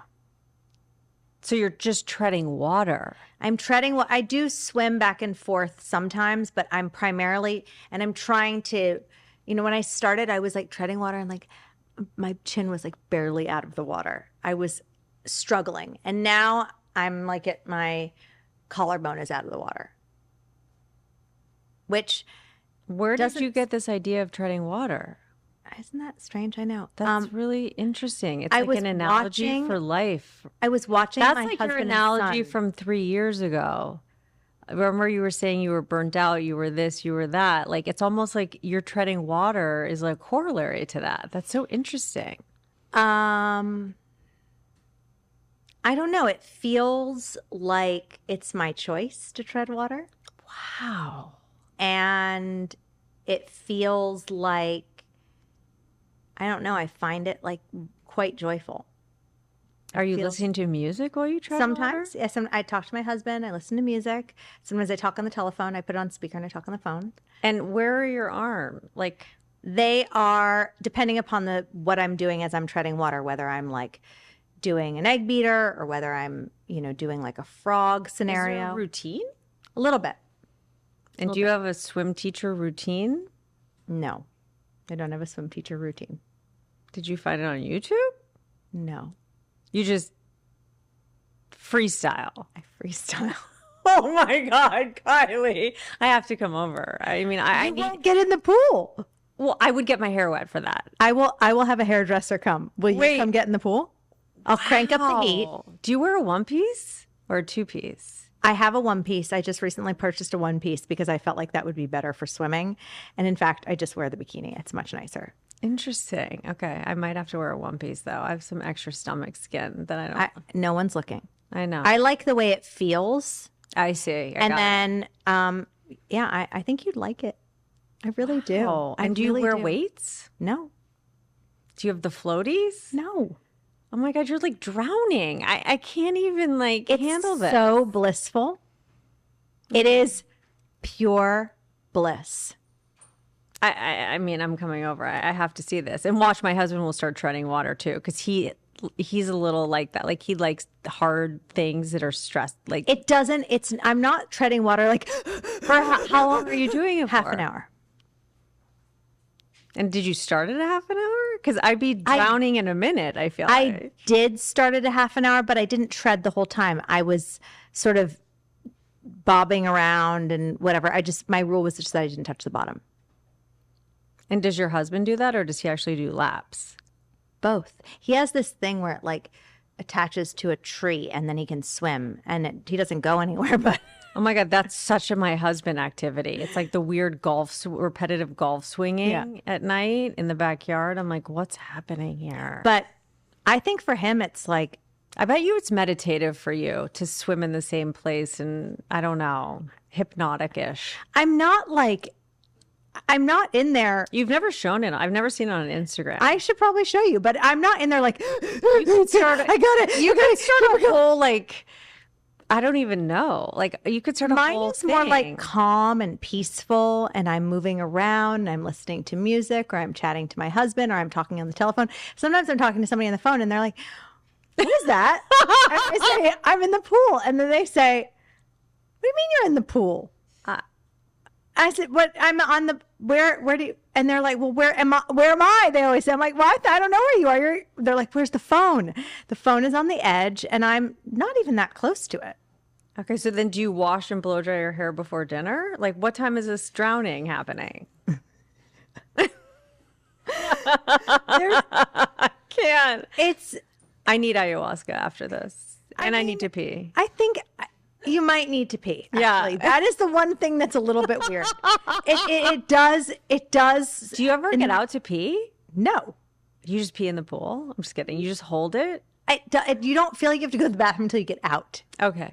And then suddenly you're like, oh, I do need to feel like I have to go to the bathroom. Okay. I bet you've never talked about this on your podcast before. There's so many things I've not talked about that I've talked about today. Oh my God.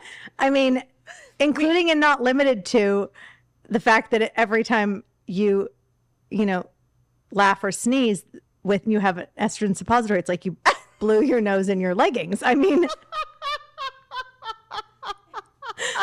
we've really covered some real territory here. I know. Well, I'm just, trying to like loosen you up a little bit. I don't know. Some good icebreakers, don't you think? I mean, I don't know. We haven't even talked about our sex lives. I mean, there's so many things we haven't covered. This could be like 5 episodes. I mean, I think that it would be, we're in a multi-part at this point. I mean, oh my God. Okay. Now that we're done drowning in a pool, I'm not saying that lightly because I know that people really do drown. I'm not making fun of that. It's just the thought of you being in a pool electively. I think what's treading shocking water to you is a lot. Is also that it's maybe feels like an allegory for life. Yes. And That's such a good word. That's like a high school SAT word. Okay. my offering to you would be that it's actually much more like recognizing that you're not drowning, recognizing you can be in the water. It can be all the things that you thought looked like drowning, and actually you might be supported and suspended. Have you ever thought about the psychological allegorical part, if that's a word, to the swimming thing, or you just swim but you never thought about it from doesn't feel that way. So it has it wouldn't resonate because it doesn't have that. Interesting. As part of the storyline. Okay. It's very nice. Okay, I just took it to drowning, but I got it. You took it to drowning. When I first went into a state of like really far apart periods, I would say that I would sit in a bath, a womb of my own making, and I would watch Call the Midwife on my iPad. Okay. And just like weep. And that had more of like a metaphorical thing going on. Okay, cool. I felt only peaceful in the tub. And I wanted to watch that show for whatever reason. Mm-hmm. And our husbands might need a therapy group together.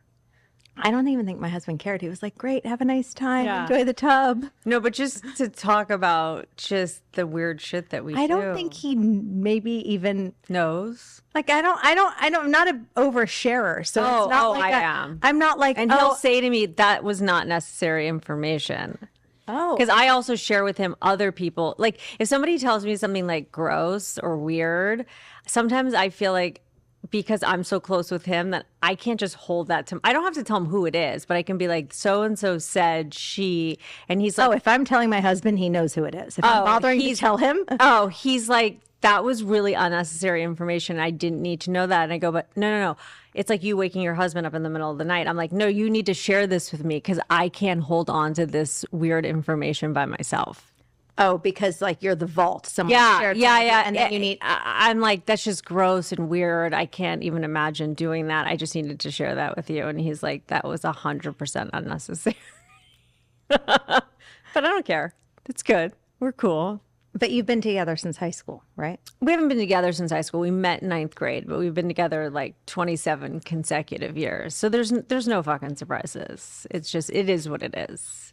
Like, he knew what he signed up for. Oh, yeah. The show's on the road. I used to say to my husband that I was going to be on the edge for 10% of the time and that he'd have to talk me off the ledge. I'm sorry, 90% of the time. And he was like, that's okay because the other 10%, I'd get you. Okay. And I was like, so nice. That is nice. And I'm very infrequently on the edge and needing to be talked off the edge. And I think that maybe it's because I feel like he would talk me off the ledge if I were on it. 100%. It's nice to feel that seen and held and to have a spouse like that. I 100% agree. And I We're think lucky. that like very, but I think that was a conscious choice.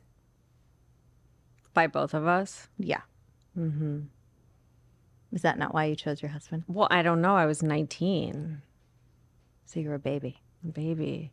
But I would still make the same choice again. I'm not just saying that. He's still the person I would choose over friends, over anything. Like that's, I mean, and my kids know that. I mean, my kids are obviously equally important, but they know outside of them that like my husband's my person 100% all the time. No question. And he knows that too. He tells me I never tell him that, but he knows. Because you're his person. 100%. And he tells you that. 100%. So you don't tell him, but he tells you. Kind of. He just knows because I do so much, and I feel like I dot all my I's and cross all my T's and do the extra mile always. Do you know what his love language is? What if it's words of affirmation?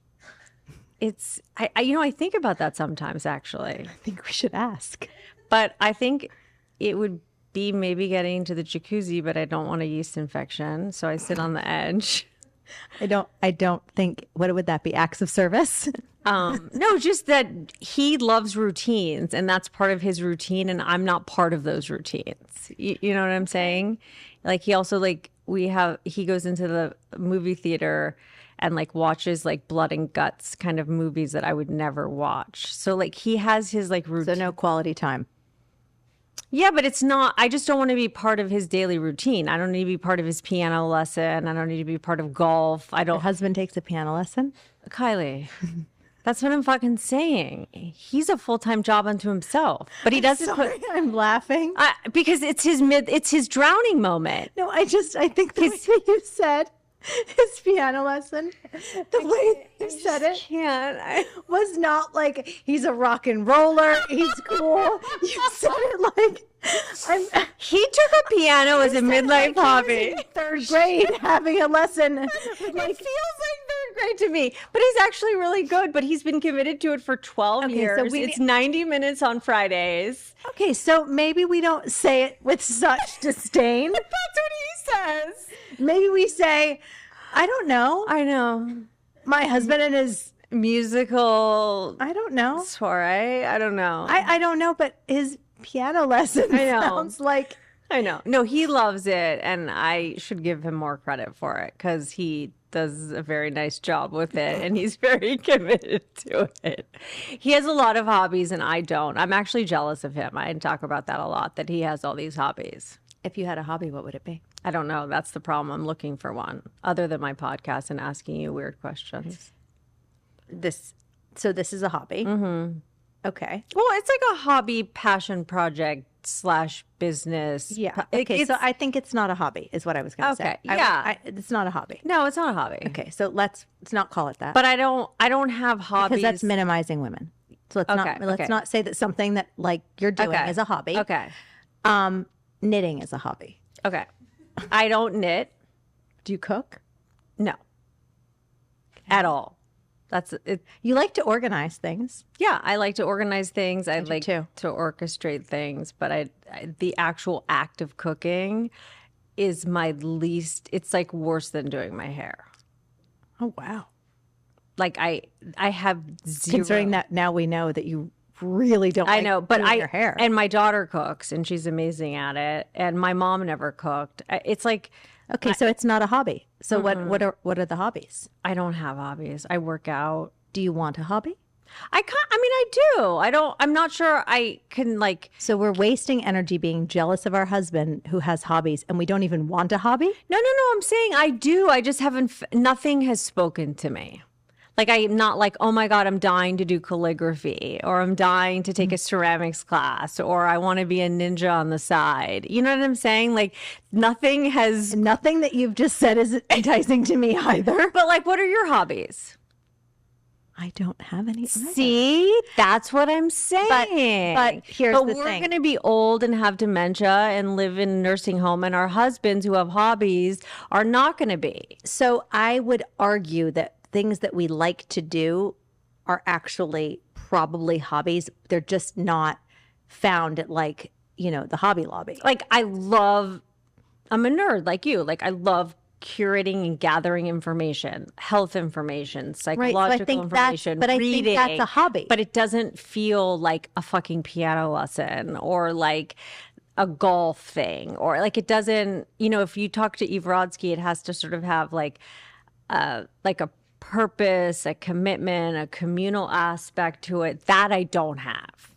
Is there a communal aspect to the piano lesson? No, but so I hear what you're saying. Yeah. I feel like there's lots of rules around things that are like. Well, I know. I posted a post on Instagram about hobbies, and tons of people. What did people say? Tell me.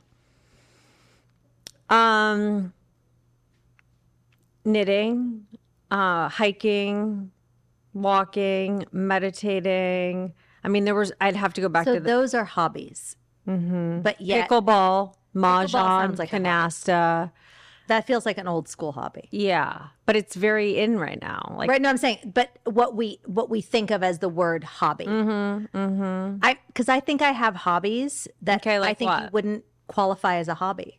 Okay. I really enjoy. I'm about to say this, and I sound so crazy. I like looking at like my outfit inspiration, and I like putting them in files. Okay. I do that with screenshots with my outfit. Me too. And I put it, and I like the way that feels. And then I sometimes like to put them up on my bulletin board. I like that too. And so that's like my husband said to me this morning, I'm just curious why your clothing, you have your own closet that's quite large, but why your clothing has now moved into the office that's off of our bedroom and your office that connects to your closet. Like, why are there like wardrobe racks and like what's happening? It's taking over our house. And I said to him this morning, because I enjoy it. And he was like, yeah, but your enjoyment doesn't need to take half of the second floor. I hear that. But when you're talking about like the screenshotting or whatever, that's like scrapbook adjacent. Yeah, adjacent. Yes, it's good. It's fashion influencer stylish for myself adjacent. Yes. Right. So I think there's things that we do that we are not.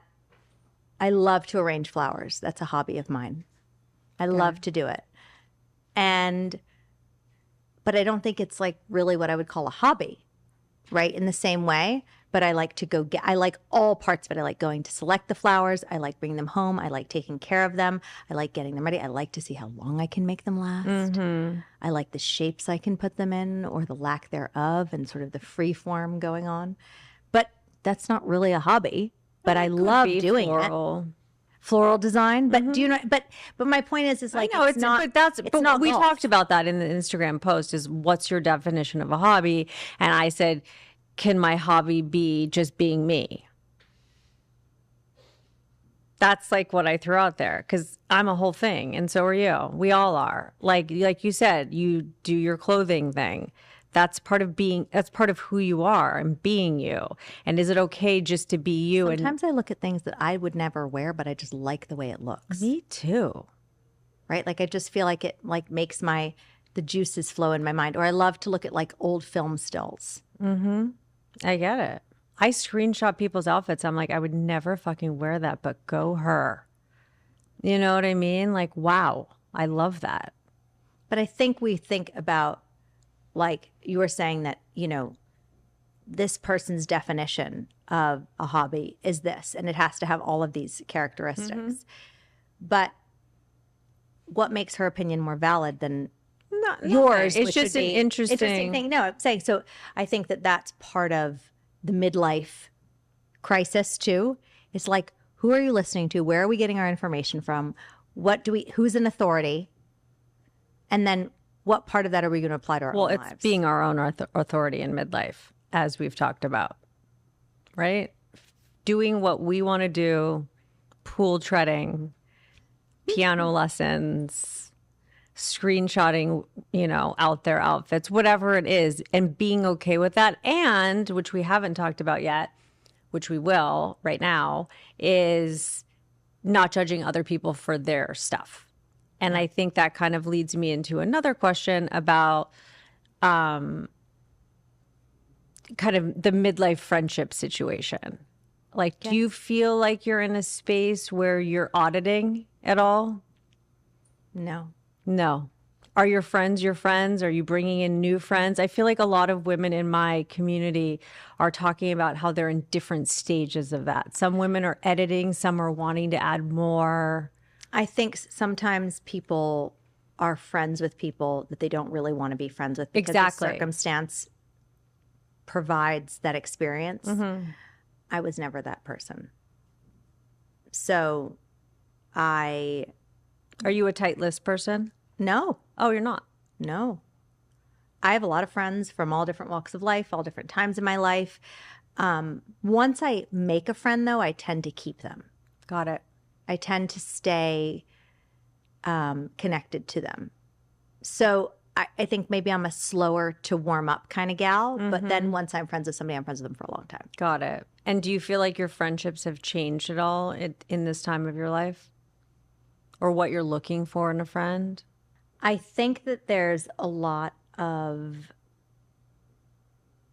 conversation, both out of my mouth, but also out of my friends, of like, whatever you need, I'm there. Like, whatever you need. Happy to be there. I think a lot of my friends I've been friends with for a very, very long time. So 20, 30, 40 years. I mean, really a long time. I still am friends with one of my preschool friends. Aww. And I've had my best friend my whole life. So I think that there's a sort of now, especially sort of like as things are getting a little murkier, a little maybe more challenging in some ways, like, I'm here. You're not alone. And I think, my daughter is in New York, and that's where I'm from, so I have a lot of life there. And my daughter arrived in New York and I think posted that she was in New York. And all my friends were DMing her like, I'm here if you need anything. Here's my number. Here's my thing. Here's my, come to the house anytime or whatever. And I think that is an evolution where there's this sense that it's a true relationship when someone extends themselves beyond just you and them, but actually into your family. Or a friend of mine, her mother was here in a memory care facility, and I would go get her every week and take her with her dog, and we would go to the farmer's market. And there's a connectivity that feels deeper and more rich than, yes, of course, when your kids are like, yeah, I'll pick the kid up or I'll take them there or whatever, I'll get them to whatever practice they have. Those aren't real friendships. That's like, a mom helping another mom. Do you feel like you've added new people in, like in this stage of your life, or not really? I feel like I'm always I had dinner with a great gal yesterday, a group of women that I knew, and then this other woman that I didn't know. And I was like, oh my gosh, I love her. Love that. Love her. I think women are more free to be themselves at our age. And so it's easier to connect to somebody when they're themselves and when you're yourself. That's such a good point. Because I feel like I've connected with a lot of new people from starting the podcast and like being in this space. It doesn't mean every single person's my best friend, but it just sort of opens the doors, like you were saying before. Like if you don't want to get out of bed, there aren't going to be doors opening. Right. Like you have to put yourself in those scenarios, which is not always an easy thing to do. And I think a lot of us struggle with that. It's hard to be uncomfortable and put yourself in like other people's shoes. I think sometimes also when your life has been the same, a lot of women that are going through midlife that I moved across the country. Yeah, why did you move? Just the right thing to do, right time to do it. Was an opportunity. and that's private. But do you miss New York? I do. But I go back a lot. I'm going on Thursday, so I go often. I think I think changing it up with frequency is helpful. Totally. My husband's on that page too, because he's like, we're not just going to live here the rest of our lives. Like, our kids are going to be out of the house at 50. We're going to do different shit and change locations and move around. We're not doing the same day every day until we're 100. And at first I was like, okay, but he's really right. You know, if you don't change your environment and change up the people sometimes, it doesn't mean you get rid of the old. It just means like life is all about contrast. I think it's also for us, meaning me and my husband, I think it's nice to dream with somebody else. Totally. And to have a shared dream. And I think to have visions of like what it will be like, you know, and things to look forward to. I think one of the harder parts of having teenagers is feeling like, oh my gosh, the sands are literally like flying out through the hourglass. You still have two at home though. I do. But it's fast approaching. It happens very quickly. And I was having, you know, and then menopause and realizing you're never going to have another baby. And I think there's just a lot of things that you go through, a lot of mourning.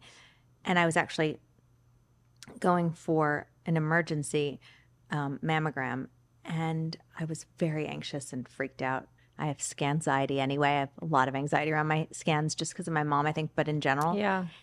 And this woman comes sort of trotting out and so cheerful. And the woman behind the desk was like, "Bye, mother of the bride." And she was so like happy. Wow. And this woman was so happy. And I was like, there is a whole other part that I haven't even entertained, I haven't even thought about, that could be buoyant and exciting and filled with joy and filled with, you know, pleasure and excitement that I haven't even thought about yet. I know, me too. And it gave me this incredibly joyful surge. And then I went into my mammogram and I, you know, felt actually much more free and positive, and instead of sitting there wringing my hands. And then I mean, obviously I'm telling you the story. It stuck with me. And I think that it's only just the beginning. I know, because, and I talk about that a lot. I think especially now with health being the way it is and so much more longevity that we're having, the second half of life is much longer than it used to be. So like I said, my husband and I are empty nesters at 50. Think of how much time we have left. We have so much time and so many different iterations and so much story creation still ahead. And the only way that we can do that in a healthful way is to kind of take care of ourselves now. To tread water. Yeah.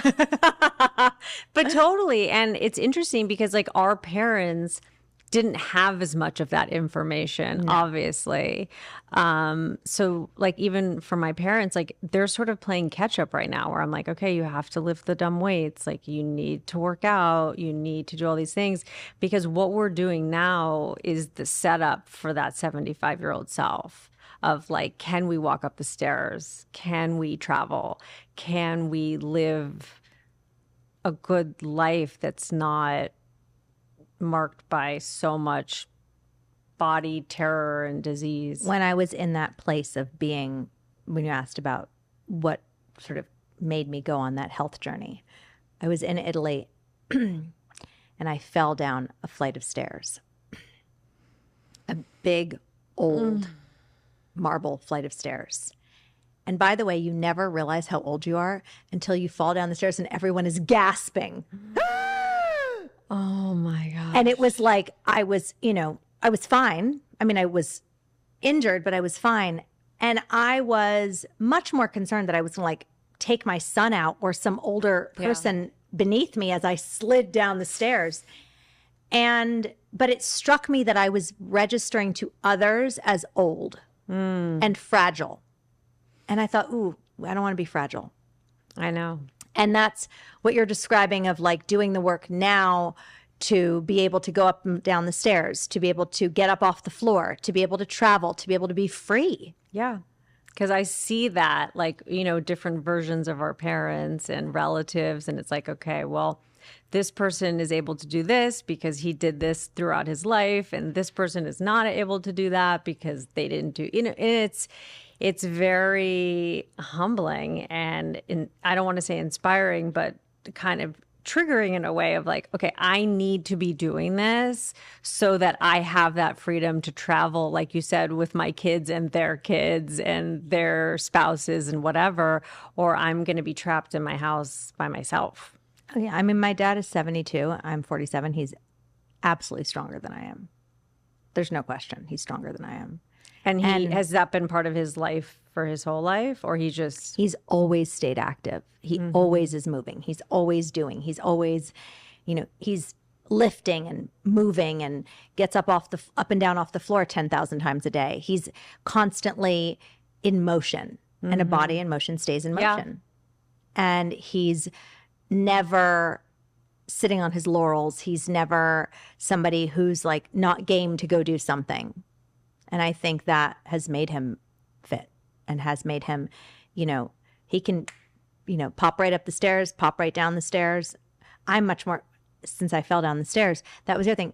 I realized once I fell down those stairs, I became fearful of stairs. And I thought like, oh, that's not what we want. Like, we do not want to be fearful of stairs at like 45. No, I flipped over a bike in Hawaii in 2020. And whoa. Are you afraid of bikes now? I'm not afraid of bikes, but I don't ski anymore because I'm afraid of breaking a bone.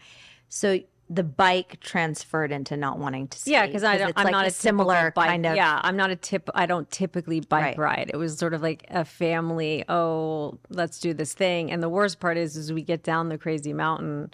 And I flip over because there's a guide at the front. Then it's my son. Then it's me. And we're like literally in the part where the houses are. And it's drizzling because it's Hawaii and there's a truck. And the guide sort of brakes his bike. And then my son begins to brake. And then I brake. And of course, I don't know which is the right brake. I didn't even know right, left, whatever. I flip over the bike. It's during COVID. Were you injured? Oh. Was I injured? I was like splatter paint. Like I broke a rib, I broke my wrist, I had a cracked shoulder blade. Yeah, and I couldn't go to a hospital. I had to go to urgent care. That was fun. And no one could come in with me. It was a whole thing. Anyway, and it's scary. It's scary, but it took my wrist a year to recover. And I just realized how fragile I was. I mean, so you don't want to be fragile. Yeah, I don't want to be fragile. And I don't love skiing. I just skied because it was sort of like our family activity. And I just sort of quasi-retired from skiing because I hear so many stories about people getting these crazy injuries with skiing that I'm like, what's the cost benefit for that? It's not high enough for me. So I go on the ski trip. And I don't ski, but I'm not dying for it. I never loved it. I just did it because we did. Yeah. Like, it's not like it's any skin off my back. No. And my husband isn't like obsessed with skiing. So if he skis for an hour a day, he's done. You know, he doesn't care. He's not like a crazy skier. So we're good. But having some of those moments like you're talking about with the stairs or me on the bike, you're like, fuck. Like, yeah. I have to get my shit together. And there's nothing I could have done differently. Obviously, it was a freak accident, but it makes you realize like how fragile your body is and what you're doing plays into it. I think I've always thought it was all sort of fragile because, again, it happens when people die when you're young. You know, you're aware of the fragility of life. And I think maybe that's why I also am looking to be free. Right, is to just sort of not feel the fragility of life, not feel like it's so tight on me. And I'm aware, I will always be aware of how fragile life is. So my work is to recognize that it can be another way. Because I'm always afraid something's going to happen to somebody. I sit here now and I'm paranoid. Yeah, the texting must be a nightmare for you because it's a nightmare for me. When people can reach you at a moment's notice and tell you every single thing bad that's happened, it's not good for people like you and me. Oh, because it like triggers you and gets you going. Yeah, it's like I'll get a text from my daughter that's like, blah, blah, blah, blah, blah, like something happened or whatever. And then because I'm such a porous person in my nervous system, it's like, I'm like, I want to solve it right now. I need to stop recording the podcast. I need to go call that doctor and solve that issue. And my husband's always like, Sarah, calm down. Like, we're not, like, nobody's dying. Like, we're not 3 weeks from now. Like, what's the next step right here, right now? Because I'm a much sort of like, I jump to the next thing. Have you ever done an episode about being a porous person? No. Or a post about it? No. But I should. You should. I think it's a very interesting thing to consider. How porous are you? Do you know that pore size is genetically predetermined? Pore size. I wonder what size my actual pores are. Isn't that interesting, though? Yeah. I recognize they're not the same, but I just thought I'd tell That's you that very little tidbit. interesting. I did not know that. Pore size is genetically predetermined. So you can't actually change the size of your pores. You can change the appearance of your pores. And I wonder, although not the same, but from that, it's like, are you just porous? Like, is that how people are? And then are we born that way? And then we spend our lives trying to figure out how to be less porous and to protect ourselves? Or are we more open during different times in life? Or do certain things are we more porous with certain people? Or are we just porous people? I've never thought about it that way, but I think that when you are a porous person and a very empathetic person, you do put guardrails up at times so that you don't have to absorb so much that you can't take it anymore. Like for me, I can be seen as an extrovert and I can also be seen as an introvert. Like if I do 3 days of boom, boom, boom, boom, boom, I need 2 days by myself. That doesn't mean I don't talk to my husband or my kids or I'm antisocial, but I want to just be at home, taking the time, doing my own thing, and not having constant interaction with people. So we're using porous as like a synonym for empath. Yes. What were you interpreting it as? I was open. Oh, okay. Yes, an empath. I was thinking more just allowing things in. Yes. Whatever that is. Yes, exactly. So, because it's all of it. I think of empath more, your heart's bleeding, my heart's bleeding. Yeah, but that's very true. And that porous might be more, it comes in more like a sponge, right? Yes, and you take it on. I think I'm a sponge. But you're not necessarily mimicking it. I don't think I mimic it, but like if something goes wrong with my kids or my husband or my parents, or like I'm absorbing it, or, you know, the whole thing with Israel on October 7th, like there's some videos I could not watch and I would not let myself watch them because it would never be unseen for me. Yeah. And I would never be able to let my kids leave my house again. So like I know where my limitations are. Like I can post about it, I can talk about it, I can watch certain things, but certain things that are in a certain category, no chance. Like I know my boundaries. I don't think I've always known my boundaries, so I've let too much in. But one of the benefits of being a midlife woman and having these decades is, okay, I know that happened. I'm aware, but I don't need to actually see it for myself. I don't need to watch videos from the Nova Festival to know that it happened. I don't need to live that inside of my body because I'm already living so many layers of emotions for that. I wonder if they're the same, empath and porous. I don't know. I'll have to do a little digging, a little research on that.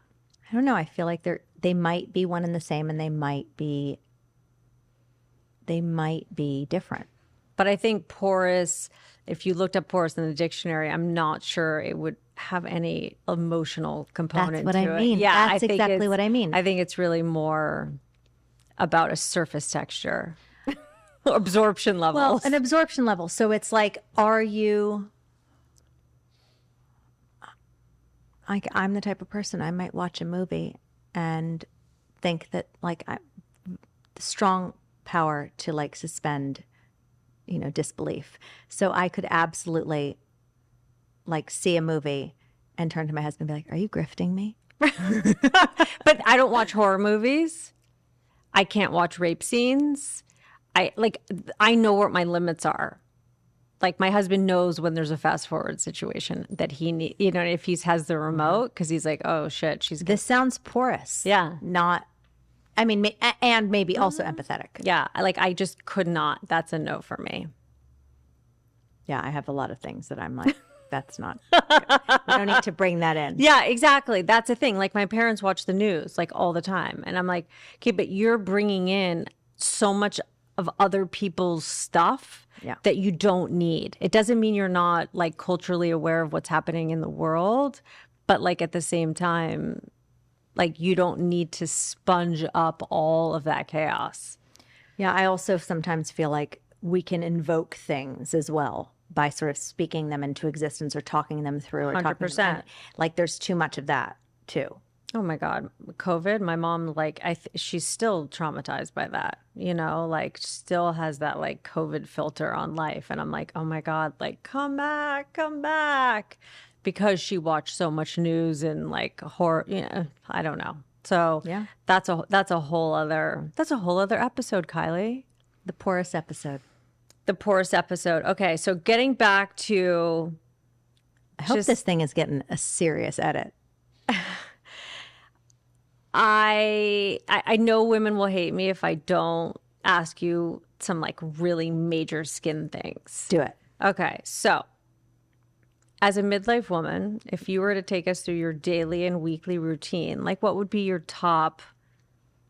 I mean, because we could all scroll Instagram and buy 500,000 items, but like what are the things that we have to have? You don't have to have any specific product. What you have to do is you have to make sure, just like your body has to be nourished, you have to be taking care of your skin through vitamins. Our body doesn't manufacture certain vitamins in any significant amount, and we need them to run our body, right? Collagen lines our gut. So it's not what we're eating. It's not making its way to our face, right? But we need it because it's not a complete protein, but it is a protein, right? So for me, it's really about, it's not about like, okay, this product, that product, but it's like, do you have enough vitamin A in your routine? Are you toning your skin? Less about which toner you use, but it's important to return your skin to the correct, meaning balanced acidity level, because our skin has a layer called the acid mantle, which protects the skin. So I'm less about like, oh, you have to be with this product, you have to be with that product. I'm more about, okay, what do you need to create the best environment for your skin?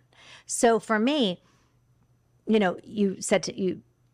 talked about melasma and how we're melasma sisters. And for me, I can't hide under I can't hide under a hat or a visor. And by the way, it's not making any difference for me, really, honestly. Like, and maybe if it is, it's minimal for the amount of effort that it is for me. Yeah, for me, like I went on a college trip for 16 days and I did not wear a hat or a visor because I was like, I'm fine, I'm good. I paid for it big time. Right. So for me, I am concerned about the level of vitamin A that I have in my skin and the topical antioxidants. And to me, that's more important for my body than it is for me to wear a visor. But if you take vitamin A or topically.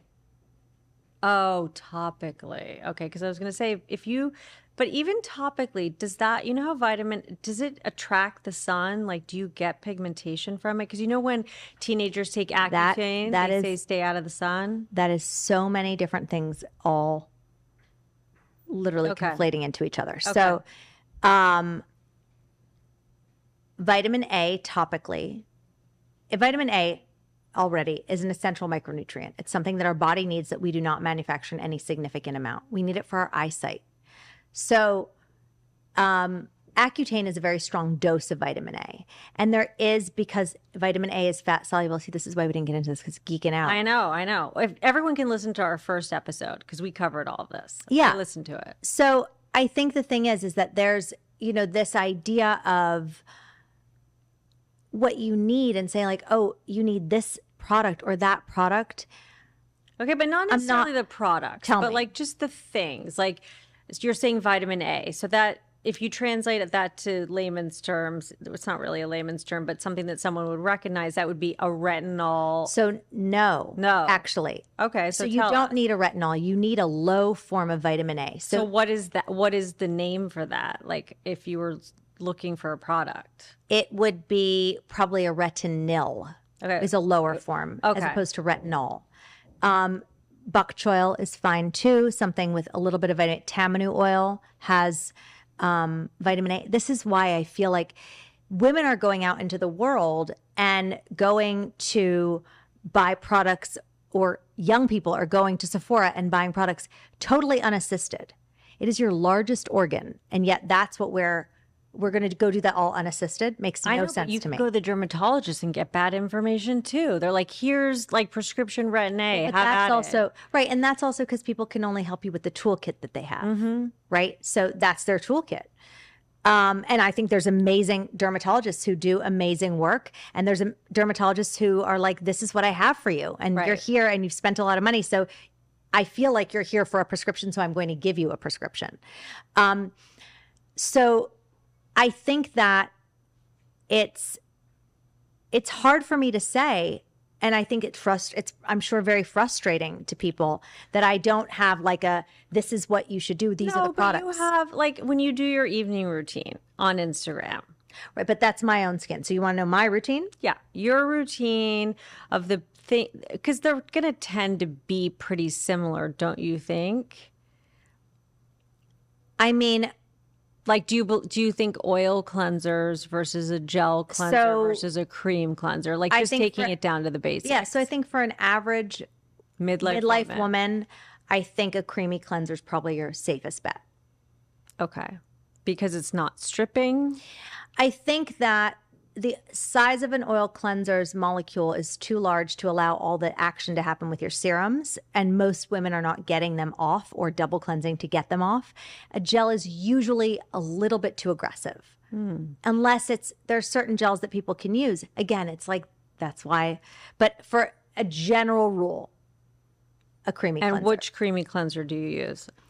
I use a variety of creamy cleansers. I like the Environ Hydra Intense cleanser. I think it's a nice cleanser. It feels like I am giving my skin a drink of water, not like a layer of gack on my skin. So I can rinse it clean, but I do have to do a mega rinse. Now, do you put it on dry or do you? I do. Okay, because there's some controversy over like, do you use water? Do you not use? There's no controversy. Or different opinions on TikTok. Yeah, whatever. That's TikTok. Okay. So science. That's why you're here. Science says dry. When we talk about this idea of like being not judgmental, which I am not judgmental. So I don't give a shit whether you're porous or whether you're, a total an empath bitch. Or whatever it is. I care to know you better. Yeah. Right? And I don't care what you put on your face, really. I care that you like your skin. And I know that I can tell you what to do so that you don't have to wear a visor everywhere. But you don't want to listen to what I have to say. And that's your right. And that is your total freedom and expression. I don't want to wear a visor, so tell me what to do. Well, so this is the thing. I think the reality is that I get stuck of giving people advice in a way that feels very blanket. because it's so unique to you. So if you don't want to wear a visor, I want you to up your essential fatty acids internally, right? That's one of the most important things, because what's actually happening with the rays from the sun, the UVB rays, are creating a chemical reaction with the cholesterol in your skin, right?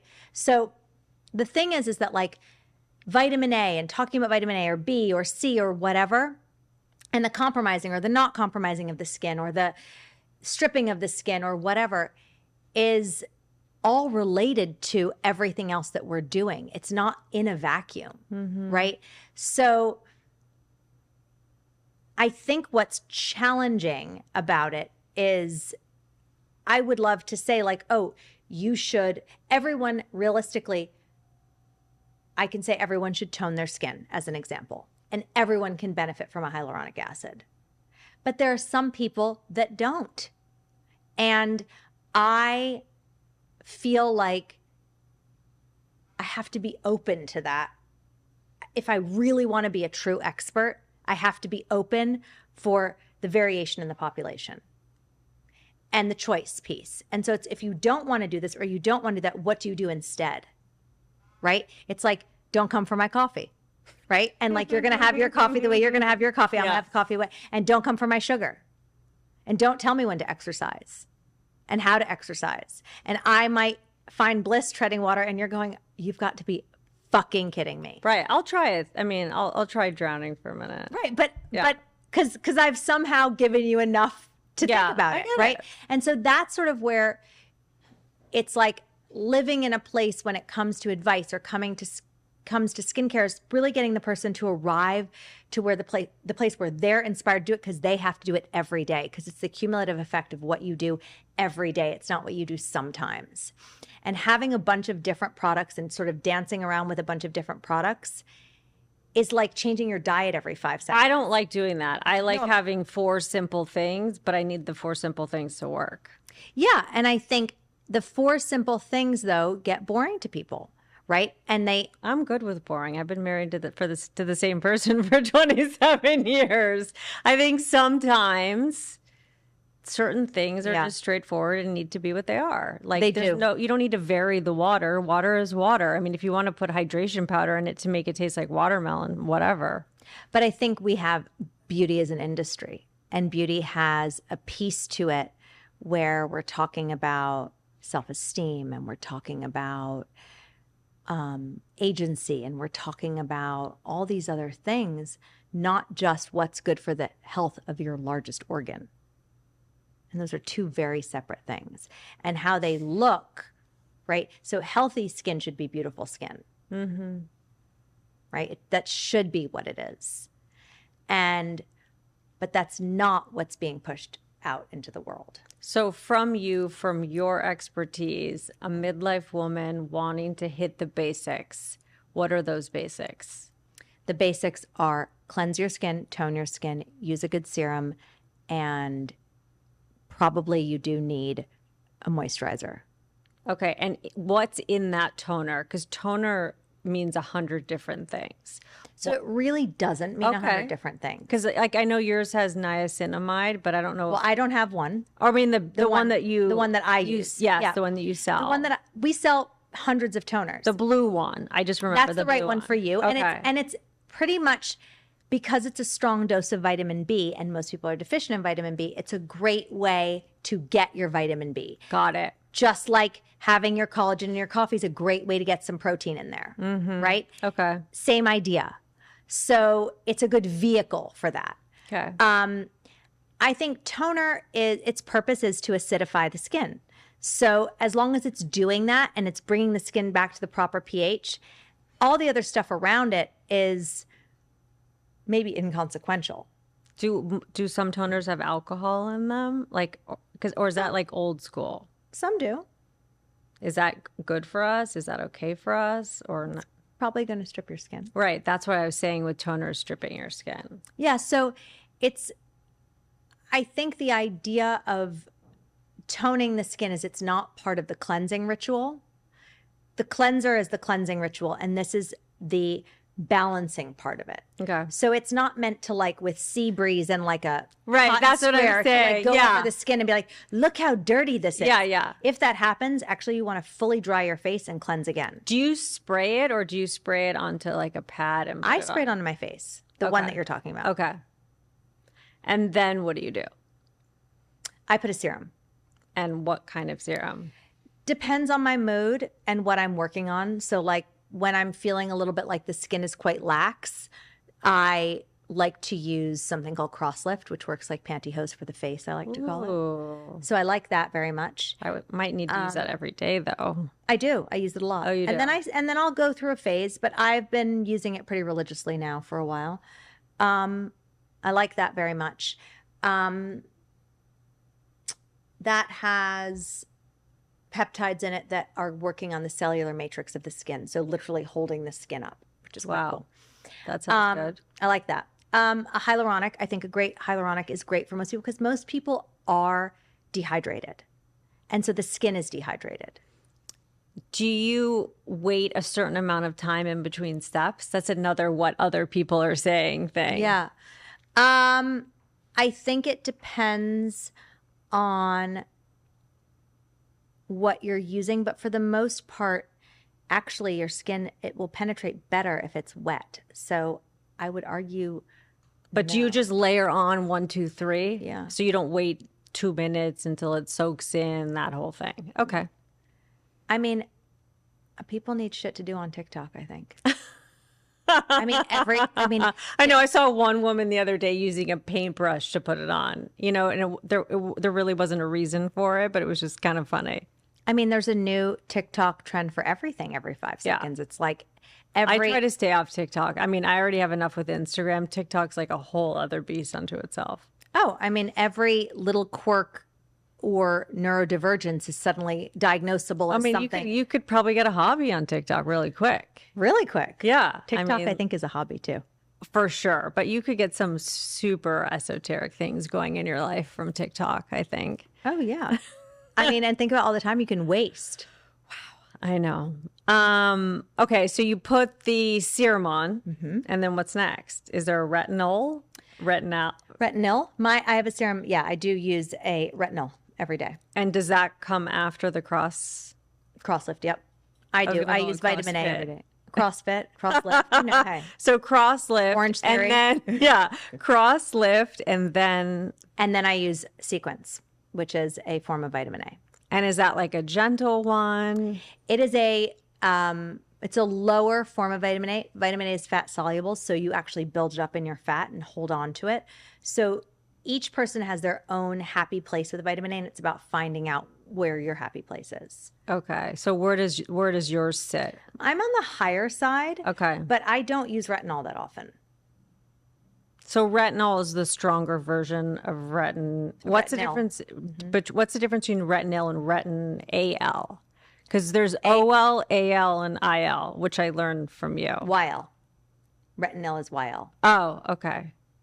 Maybe that was spelled wrong on TikTok. It was. It was. Oh my gosh, you're good. It was, actually. I know exactly the video you're talking about. So, you know, they're all varying strengths. And I think the reality is that we, from a consumer standpoint, you'd like to stay in the YL or OL. And YL can be used every day, and OL should be used equivalent to the amount of decades you are. So we're in our 40s, so we can use it 4 days a week. So do you use it 4 consecutive days, or do you take a day off? Should be probably every other day, probably. Is probably a better choice, but you could do it depending And do you do your neck?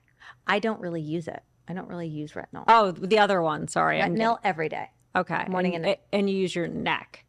Yeah, but I could be better about my neck. Okay. And the retinol that you use every day? Every day. I mean, it should be going hairline to nipple line, but. Okay. That's really what you should be doing. And that does not attract the sun?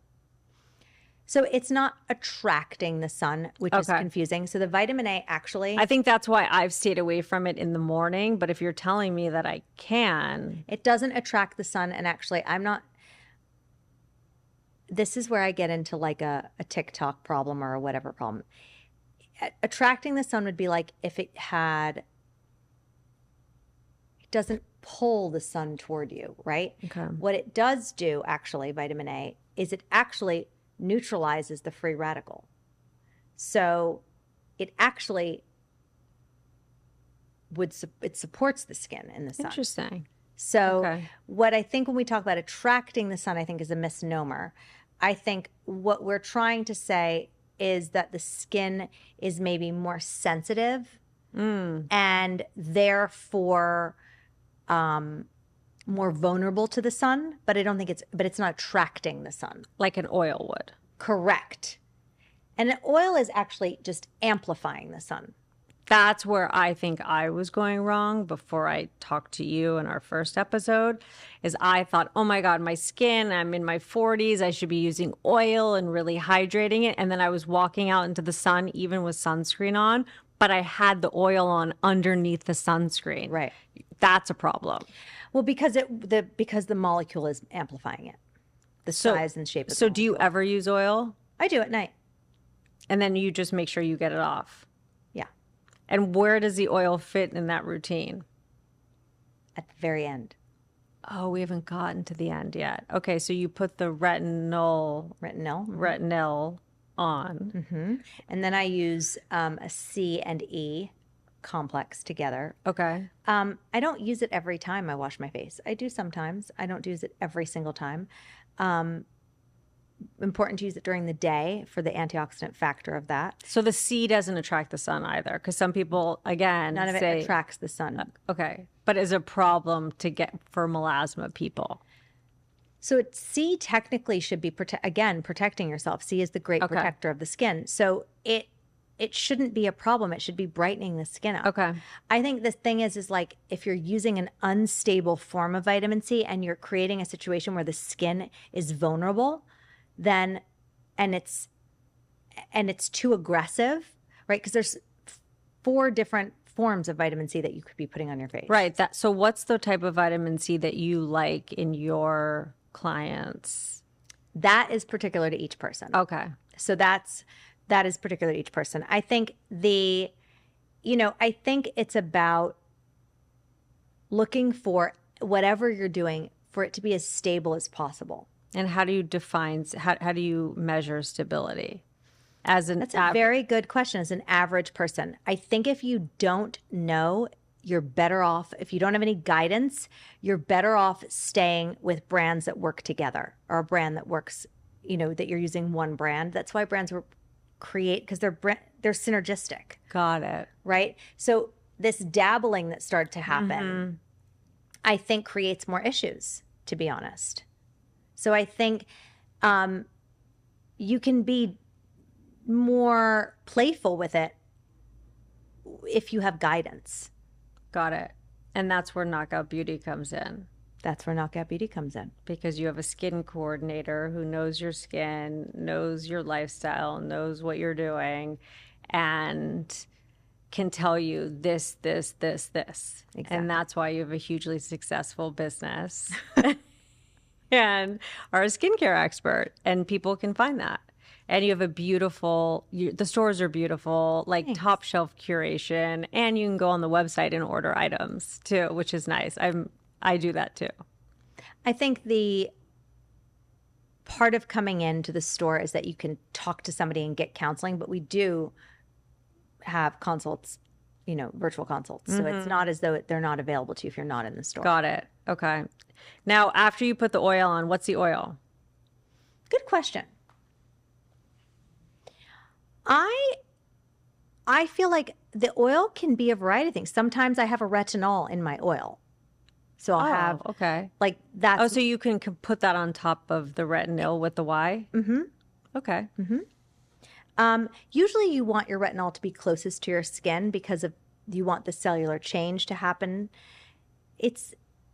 You're actually diffusing it the further away it is from your skin. So for some people that are reactive, it's nice to have it at the end. Right, yeah, because some people put moisturizer on before they use one of the retinol things, so there's a barrier. Exactly. Got it. Okay, and then you use an eye cream? I bring everything up to my eyes, but I do like an eye cream. So is that like the final, is that like the icing on the cake?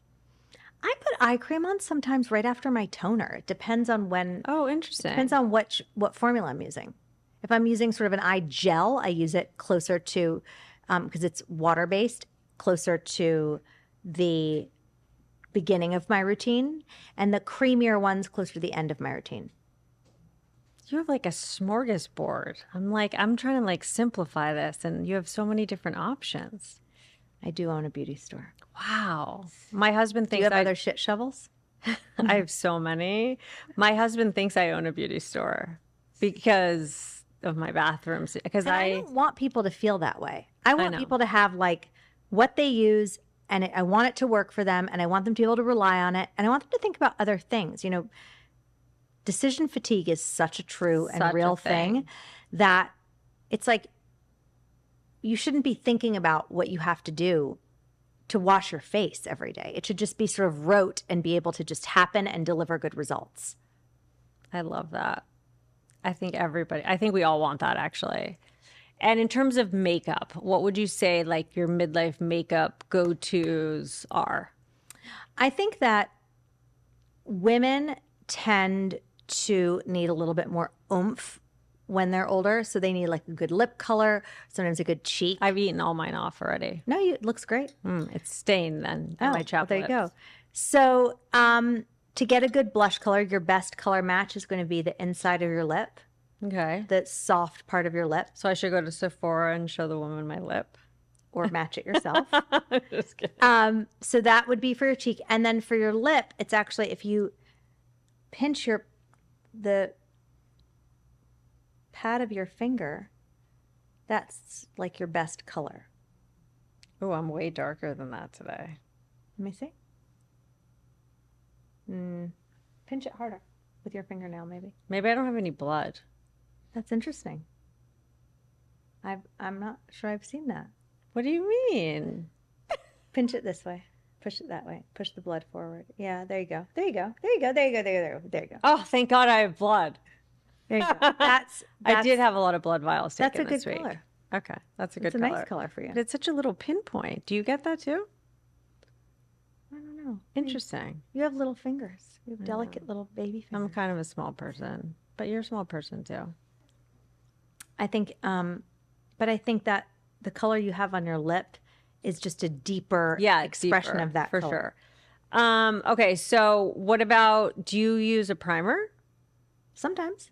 And do you put that over all those other layers? I never understand the order. I tend to use a primer like if I've done my skincare and then I've like not put makeup on right away. Okay. So it's not definitely part of your routine. Now, is your nighttime routine the same as the morning routine? Very similar. Okay. So Very there's, similar. what do you eliminate? I don't use oil during the day. Got it. Okay. So then you do those steps, then you throw the sunscreen over? No, you don't use sunscreen. What? That's a whole episode in and of itself. Okay. All right. So you don't use sunscreen. I didn't say that. Okay. So what's your last step after your 4-step routine? In the morning, if you are eating sugar and you are having a hormonal event of some sort or stress, That's me every day. apply sunscreen. Okay. Every day. I mean, I should sleep in sunscreen. I should take a bath in sunscreen. No, I'm just kidding. you only want to use sunscreen during the day, and you actually want to get a little bit of sun on your body. I'm fine with that. My body's fine. I just don't want it on my face. Okay. Yeah, my body. I cool stand with. by whatever it is that makes you feel good. I love that. I just think that we are advising people sometimes to do things. I'm not saying don't use sunscreen. I am not saying to use sunscreen.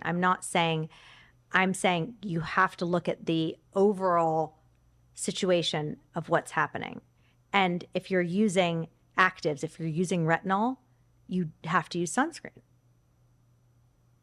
Right? Because your retinol versus retinol is making the skin sun sensitive, right? Vitamin A, too much vitamin A, so like Accutane is a high dose of vitamin A.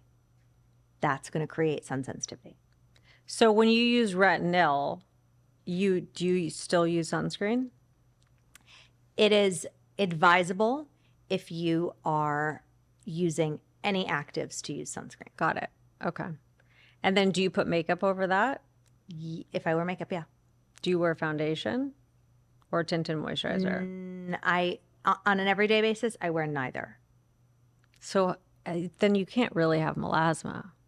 What do you mean? Because I have to cover, I mean, mine's dark and big patches of it. Like I have to cover it.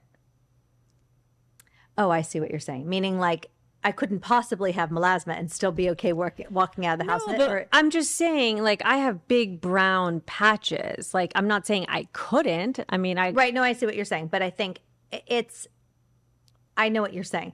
I guess what I mean is mine is broken up more. I see it. But it's not, I don't know. Okay. You're saying your melasma is It's like a specific Yeah. and defined. Yes. And no matter what you do, you can't break up the actual Correct. line of demarcation. I mean, I can lighten it, But it all lightens collectively. exactly. So it will always have that edge. Yes. But I also haven't gone into the hydroquinone and all of that stuff.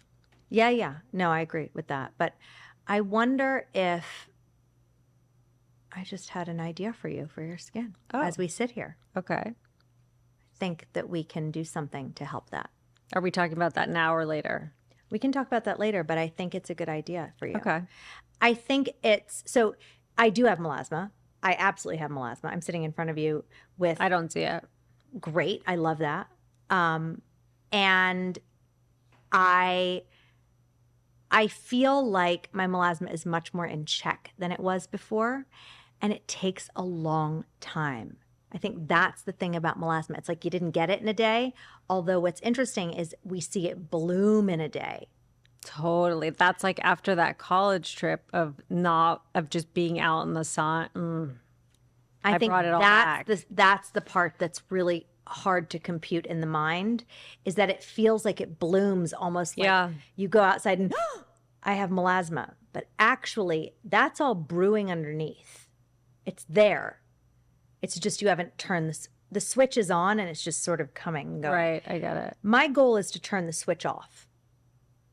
But wouldn't that be so much more of an internal thing of like cutting all sugar, cutting all carbs, not eating dairy, like an inflammation? It is an inflammation conversation, absolutely. There's no question. I do think also there's a piece of it where we have to look at it from a perspective of I need my chocolate every day. I'm not going without sugar, as you have said earlier in this episode, you won't. I think it's about minimizing it. It's about being mindful when you're having it, actually, so that you're not spiking it at a time when you're also going to be having a pina colada midday.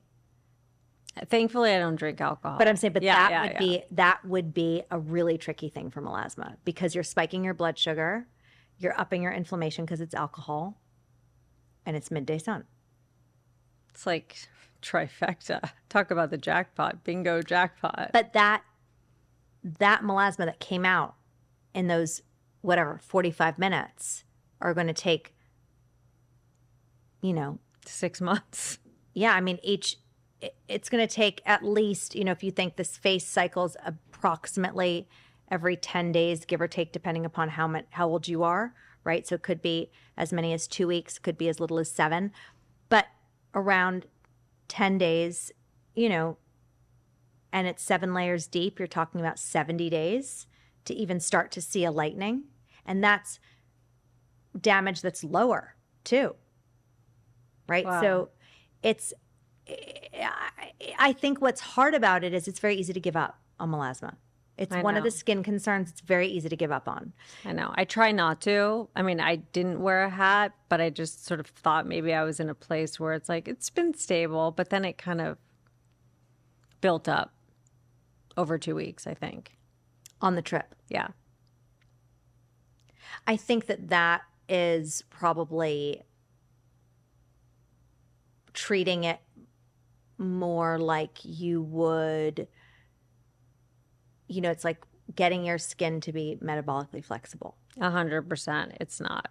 I think that's sort of what's happening. I think we have to get your skin to be metabolically flexible. Okay, that's your project.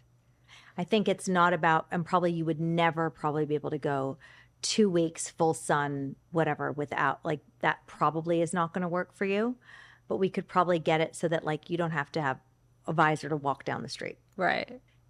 I mean, I'm not crazy. I've just been That's not trying crazy. to be more mindful of it in the summer with just having done that like 2 week exposure with, just being in the sun, walking, 10,000 steps a day all through college campuses. It was just kind of stupid. My melasma was way worse at times when my skin was not used to the sun. You're right, exactly. Because I'm not used to walking 10,000 steps a day outside. Yeah. And that's what I was doing for 2 weeks. Right. So that kind of got me into slippery slope, Yep. which leads me into what are your thoughts on exfoliation and dermaplaning? I like a micro exfoliation every day. So retinol will give you a micro exfoliation. So you don't every day. actually have to. No. Okay. So you don't believe in the exfoliating scrubs. I think they're fine sometimes if you need them. I think they should be more of a treatment rather than a regular Got it. part of your routine. And I know you have a favorite peel. What is that? Oh, I do have a favorite peel. I have a few. I use, I love a TCA peel, and I also really like the Revival mask. And do you use both of those in the same week? Sometimes if I'm like wanting to look great on camera or something, yes, I'll use them sort of on like bookends. And is there one that you could use twice a week that would really like help? In the sun, when it's sunny, I try to be mindful and stop for a while. Got it. I think, come fall, I will sort of do like a hardcore moment of them and sometimes do them twice in a week just to like get everything fresh and turning over quickly again and looking good. I think that you can sleep in the Revival mask, which is kind of nice. So it has like a low maintenance quality to it. Until you snuggle up with your husband. Then you become high maintenance. Then you become high maintenance. The high maintenance wife who's actually really low maintenance, right? I mean, I think anything that really matters is a little high maintenance. I agree with you. I have no fucking problem being high maintenance. I admit to being high maintenance. When I'm at restaurants, I'm like totally self-aware. I know this is annoying, but I want this, this, this, and this. I think if you take ownership and you're not pretending that you're not a pain in the ass, then you're good. Yeah, if you're a complicated order, and you deserve to be a complicated order. It's not perfect, but like I said, my husband knows, he knew what he was marrying into, and then we're all good. It's not, I don't think he would prefer a total doormat. No. Wouldn't annoy him during the day. It wouldn't get him going, It wouldn't make him go to take his piano lesson to get away from me. Okay, in terms of makeup. Yeah. What are you, if you do wear makeup, what is it? I tend to not get good sleep. I'm up in the middle of the night, hot. So I often wear concealer. Okay. Is there a concealer you like the most? I like the Jouer one a lot. Okay. I like that one a lot. And it stays on? That's why I like it. Is it a wand or is it It's a wand. Okay. I like a wand and a brush. And mascara, lip gloss, favorite brands?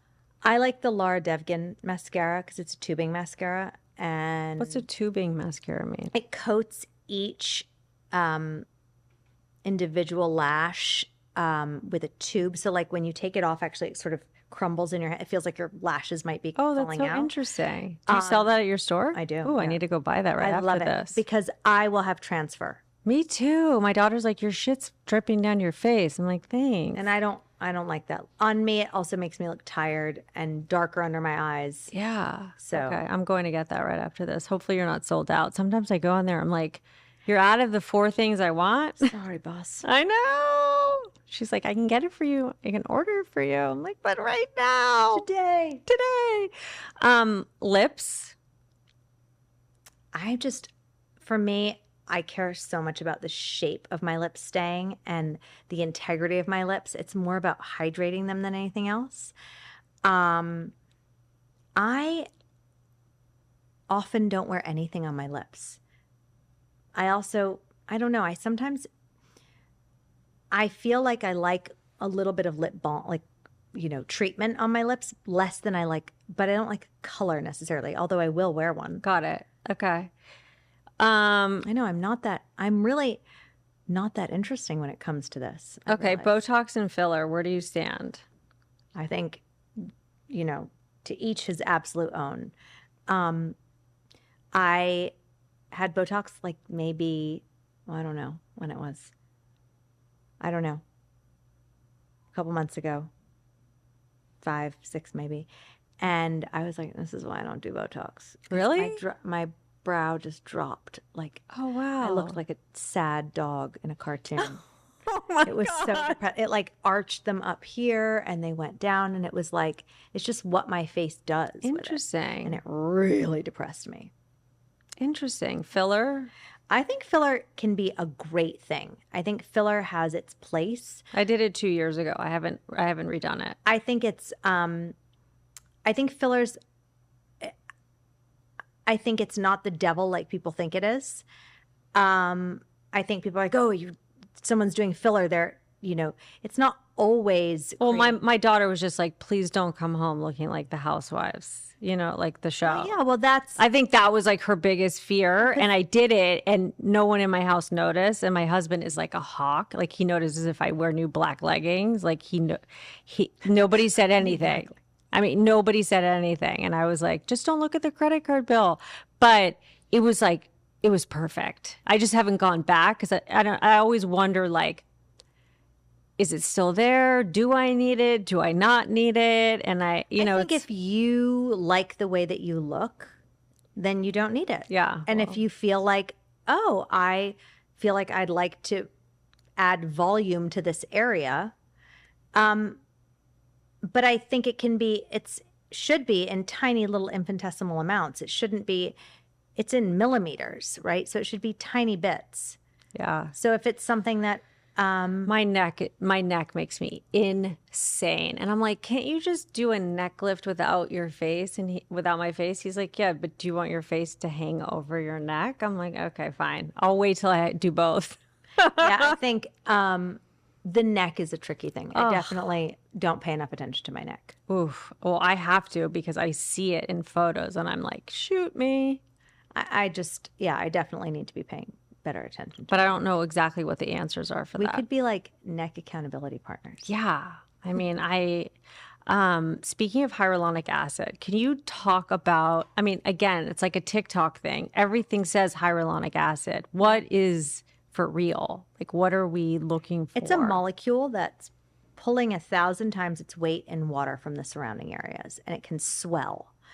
So that's why it's so exciting to people, because it will hold that much more hydration. Okay. So for women like us, it will give us that, give us that glassier look. And you use it every day as part of that 4-step routine? Actually, I use it like every 3 days because I use a time-released version. Oh, look what I brought.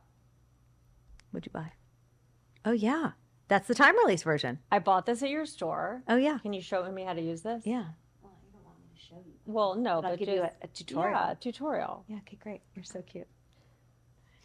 Yeah. I saw that, and I saw Jennifer Fisher had it too, and I was like, oh my God, this is too complicated. And my husband, Oh, it's so not complicated. I know, but that's why I thought you would break it down for me. I'm going to break it down. Can I open it? Yeah. But I can use it again, right? Yeah. Okay. So inside here are these pellets.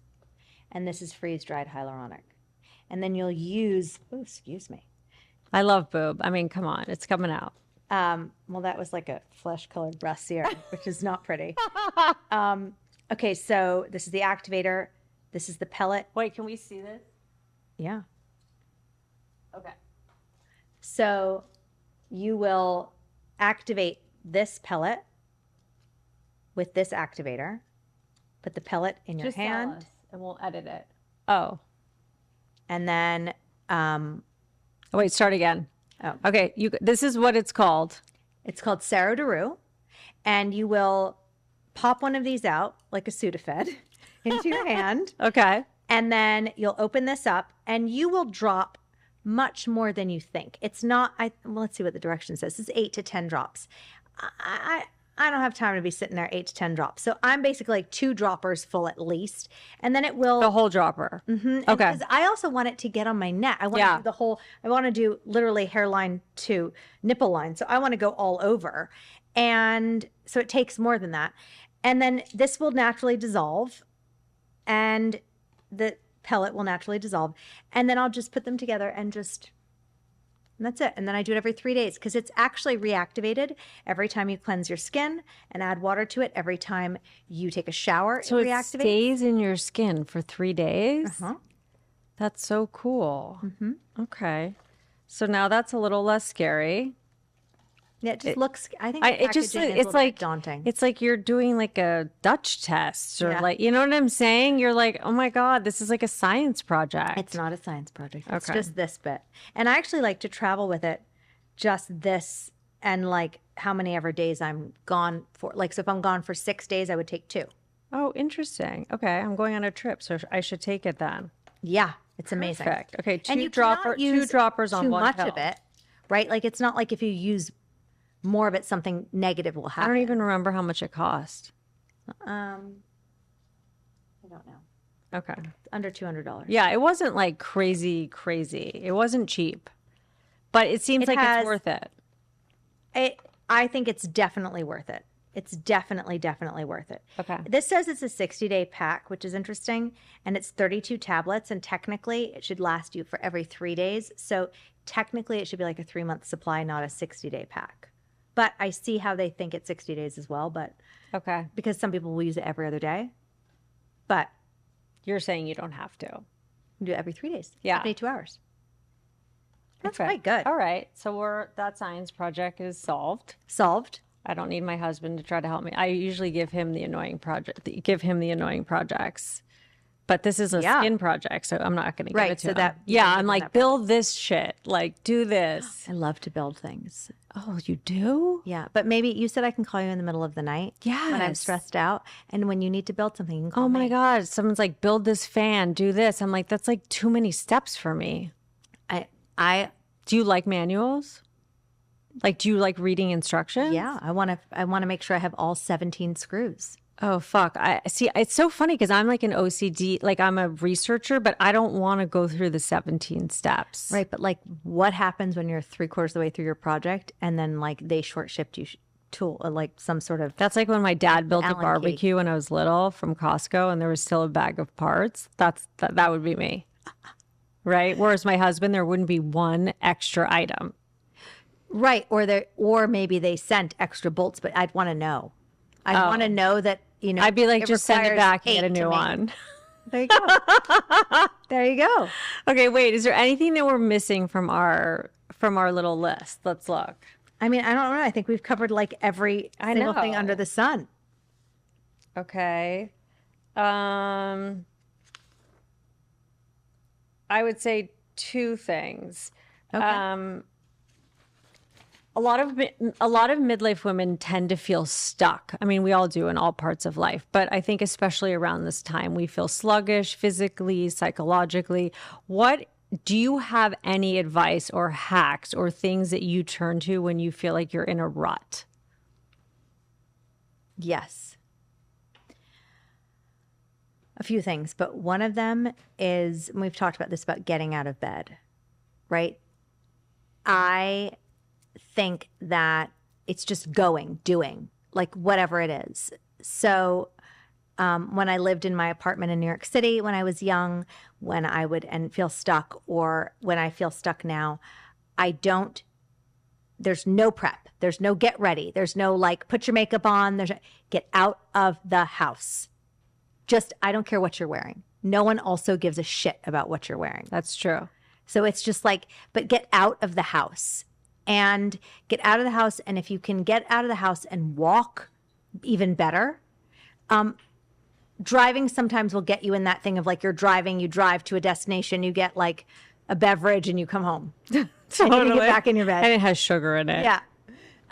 But if you can just get out and just kind of change the scenery and move the body a little bit, it'll help you get unstuck. Okay. I think the other thing to do when you feel stuck is my dad always says this expression, he's always like, change the vibration. Change the vibes, change the vibration. But actually, we're all resonant beings and we're all vibration, right? We're all waves. So change the resonance of what's happening. So whether that be, listening to music or singing or something that actually changes the resonance will help. And if you think about it, think about better yet, if you can put on a song that you can sing to. Would make sense, right? Yeah. I think that the hamster wheel keeps spinning, and sometimes we're like, okay, how do we jump off? And the jumping off is scary, but the scary is good too. Oh yeah, if you jump, the net will appear. But you just have to jump safely. I just don't know. kidding. I think you have to do it with fear. No, I'm just saying that could be taken in 16 different ways. Oh, no, not like that. Yeah, no. exactly. No. I'm just saying. But yes, I think that jumping off the hamster wheel and knowing that you're probably not going to die. And that's what you all, like a lot of the guests I've interviewed have said, like, just knowing that doing something new and maybe not doing it perfectly, like no one died from that. No one's doing the hamster wheel perfectly either, by the way. Like there's not a perfect way to do the hamster wheel. The wheel itself is doing the perfection piece of it. You could be like the hamster. If you look at the hamster on the wheel, he's like throwing himself all over the wheel. He's like, trucking on the left. He's sweating. Yeah, it's like, it's not like the hamster's like doing it perfectly. The perfection is coming from the fact that it's a wheel. Yeah. So you're not doing it so well necessarily either. But you're just in the protection of that. The pull. Yeah. I hear you. Now, I know we've talked about a million things. What is your biggest piece of advice for midlife women, like women wanting to feel that re-energy or pivot or next thing or just... I love that you think I'm in the position to be giving anyone any advice. You are. You have your shit together. Like you have a business, you have a marriage, you have 2 kids. You've gone through dark places. You've had your nutritional and wellness journey. You know what it feels like to feel like shit, and you know what it feels like to not feel like shit.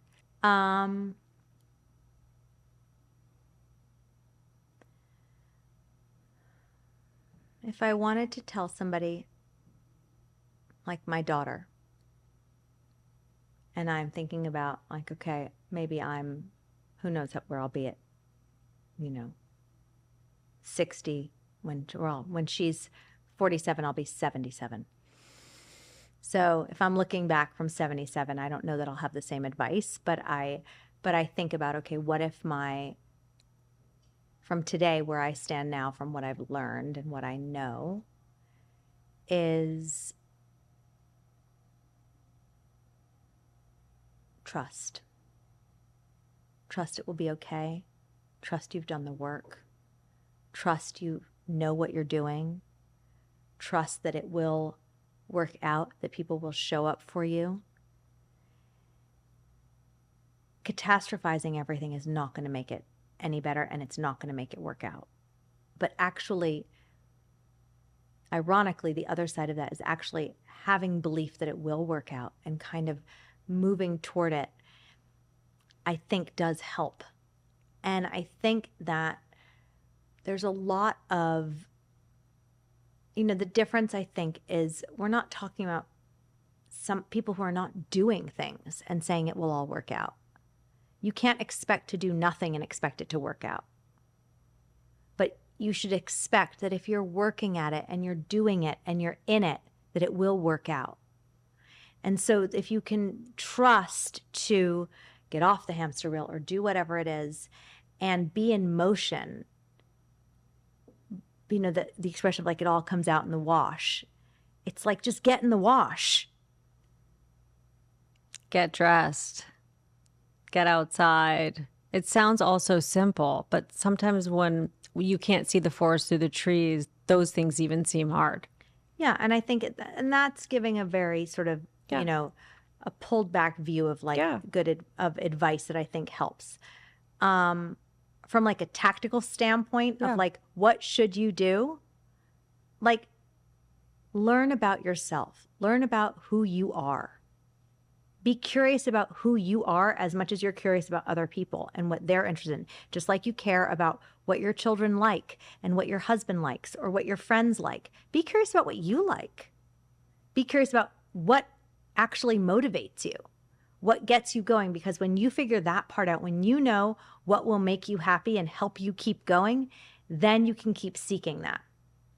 Yeah, and I just interviewed another woman who was talking about playing your 5-year out movie of like, what would your life look like in 5 years in your ideal scenario? And I thought that was an interesting concept because, I mean, I'm talking to you about being 75 and being able to go up the stairs, but we could even talk about next week, next month, or 5 years from now. The 5-year model, it's like long enough, short enough where it's manageable enough. 5 years feels a little long to me. Yeah, I get feel it. like 3 years is kind of a good benchmark. I think you can do a lot in 3 years. I like to think about like, I belong to a mentor program called Pinnacle Global Network, actually. And their whole thing is about big picture vision. And they look at it as a 3-year vision. And the idea is about really future pacing and looking at where you are in 3 years and how do you get there? What are the steps that need to be taken to get there? And I think a lot of women get overwhelmed in that because they think, okay, well, I have to have this business, or I have to have something that's measurable, or I have to have lost the 30 pounds or whatever. And I think it goes back to that whole performance benchmark thing, that sometimes the things are not going to be measurable. Sometimes they just are what they are. So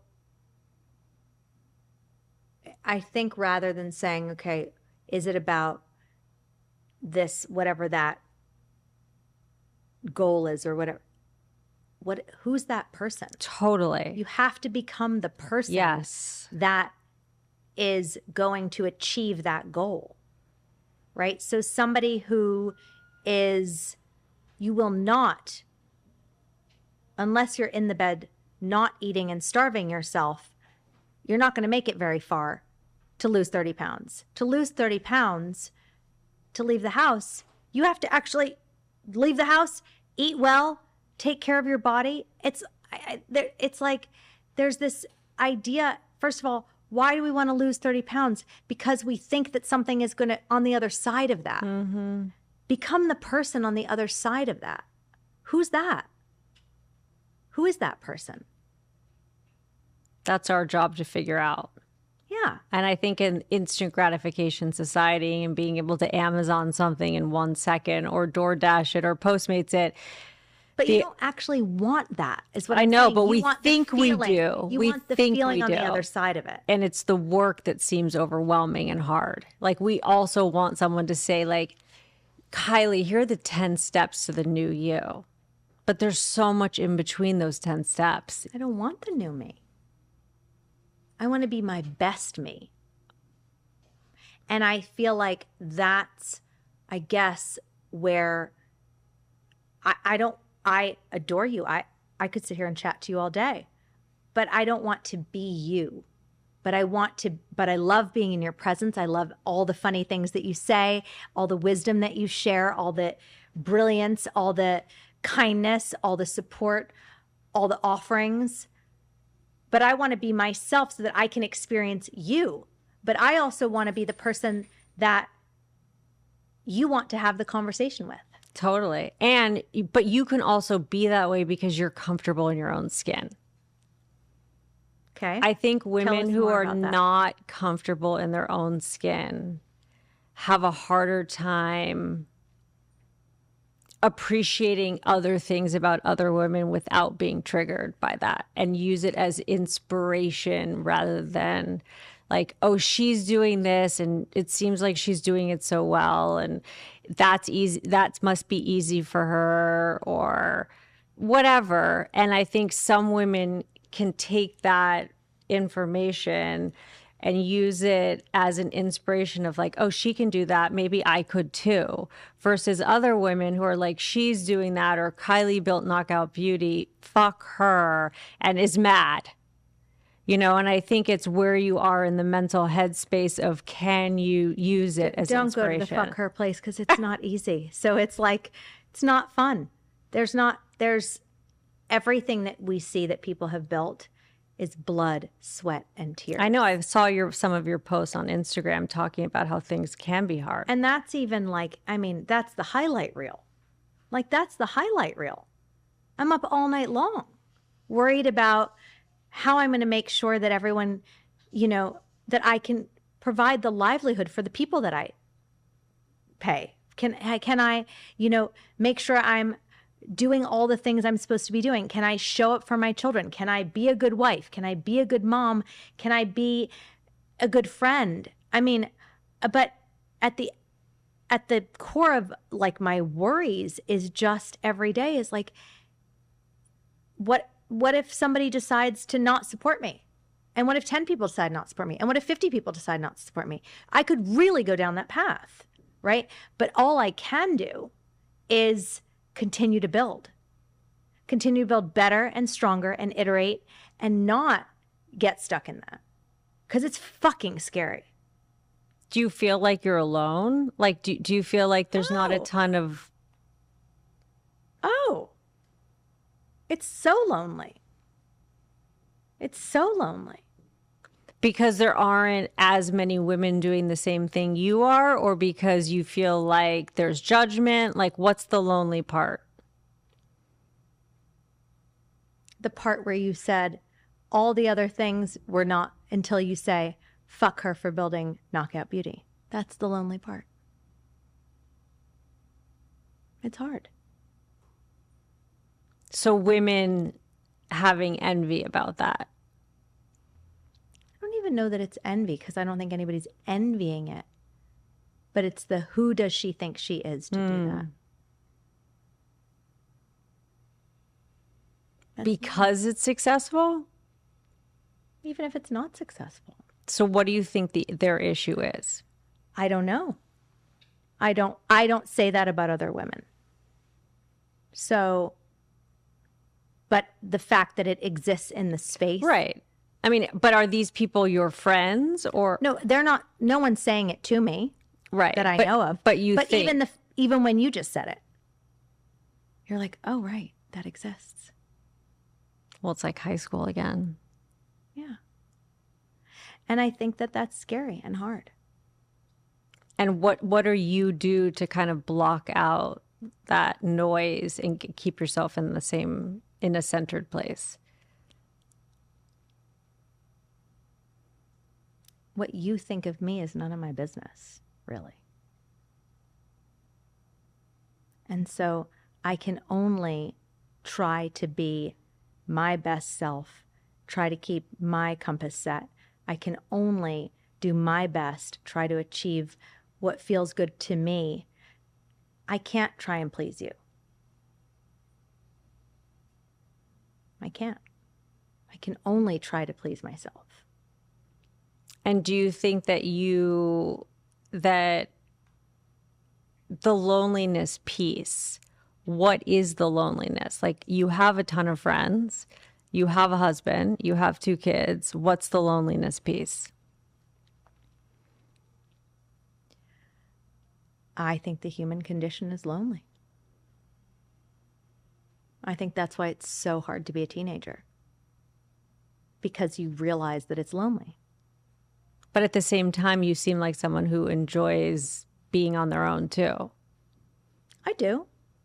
But I think that there's thoughts and fears and dreams that I dream differently than other people, I think. I think everyone dreams differently than the other person, right? And that's lonely to dream. Your dreams are different than my dreams, and some of your dreams may feel lonely. And to get there is hard. And you need, if you want to get there quick, go alone. If you want to get there and actually make it happen and really, you got to go together. And so you have to find that tribe. And that process of finding tribe is lonely.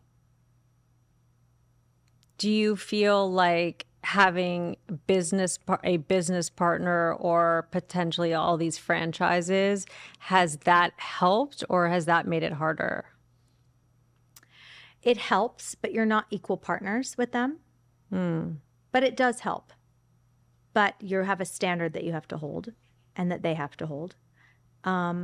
But they're incredible people. And so that's really cool. And then there's a shared vision piece to it, which is cool. What's the best part of the knockout journey for you? Like when you wake up and you're like, wait, is that really mine? Did I really create that? Like what part of that fills you? I love when someone calls me and says, I did not have to think about my skin today. Like it is. It doesn't have to be a part of their lives anymore of like worry or fear or frustration or anxiety or insecurity. They just love the way they look and feel. That really lights me up. When it's not part of the agenda, they can think about all the other things. That lights me up. Is the business part the stressful part? Like, would you rather be one-on-one with clients in Brentwood all day long? It's a good question. I think there's parts of it, all parts of it ultimately can be stressful, right? Because there's parts of working with clients that I just want to deliver for them. I want to give them the best I can possibly give them. I want to give them the real advice, not the TikTok advice, not the advice that someone else. And you have to be tough sometimes. It's like, no, that's not right. That's not real. And that doesn't feel good always. It's not like we're sitting there braiding each other's hair. It's like, actually, like what you believe is not actually true is a hard conversation to have with somebody. Yeah. It doesn't feel good. So that's not, I like the business part actually. I like all of it. I think there're just some days where it's overwhelming. Yeah. And it's scary. Right? Anything. And so the work is to live in a place where it's like, it's still here. We're still going. And just to keep moving on it and not get stuck in the littles. So hard. So hard. So hard. With everything. I know. It's easy to get stuck in the littles of anything in life. I know. That 1 pound, that one, person who said something terrible to you, that one, time that someone said something that hurt your feelings or worse, said something to your child that hurt their feelings. Oh my God, that's like a whole other thing. Yeah, but it's very easy to get stuck in that. Yeah. And I think midlife is a place where you can get very stuck very quickly. And I think that's why I want to talk about all these things and talk about, talk with experts and talk with real humans like yourself, because I feel like I'm on this journey, and if I can bring other people along the journey with me, and like someone hears one thing you say or 3 things that you say that makes them feel more normal and feel like, oh my God, I'm not the only person who feels this way. Like that's what feels good for me. I think there's a depletion that comes with midlife that you're talking about too. And so what happens is it's like you've got water and it's pure when you're born, and you pour some dirt into it. And then it's like you're sitting there fishing the dirt out of the water, trying to like get this thing out and get that thing out and whatever. Well, you're also getting rid of the water too. So now it's like at midlife, it's like that's what you're trying to do. You're trying to like clean it out a little bit. Yeah, clean it out and add water, some water back. But it's like instead, don't bother trying. Just flush it with goodness. Just if you ultimately flush it with enough goodness, the shit will come out. It will actually flush itself out. That fishing for it and focusing on it and trying to just give it more goodness. More good, more happy, more joy, more positivity. Because it's negativity to try and like, and depleting to try and fish it all out. So when you're up at night, are you reminding yourself of this? Yeah, I do. Like what are the glimmers? What are the joys? Because it's so easy to get bogged down in the chaos and the hardship. It's hard. Yeah, I mean, listen,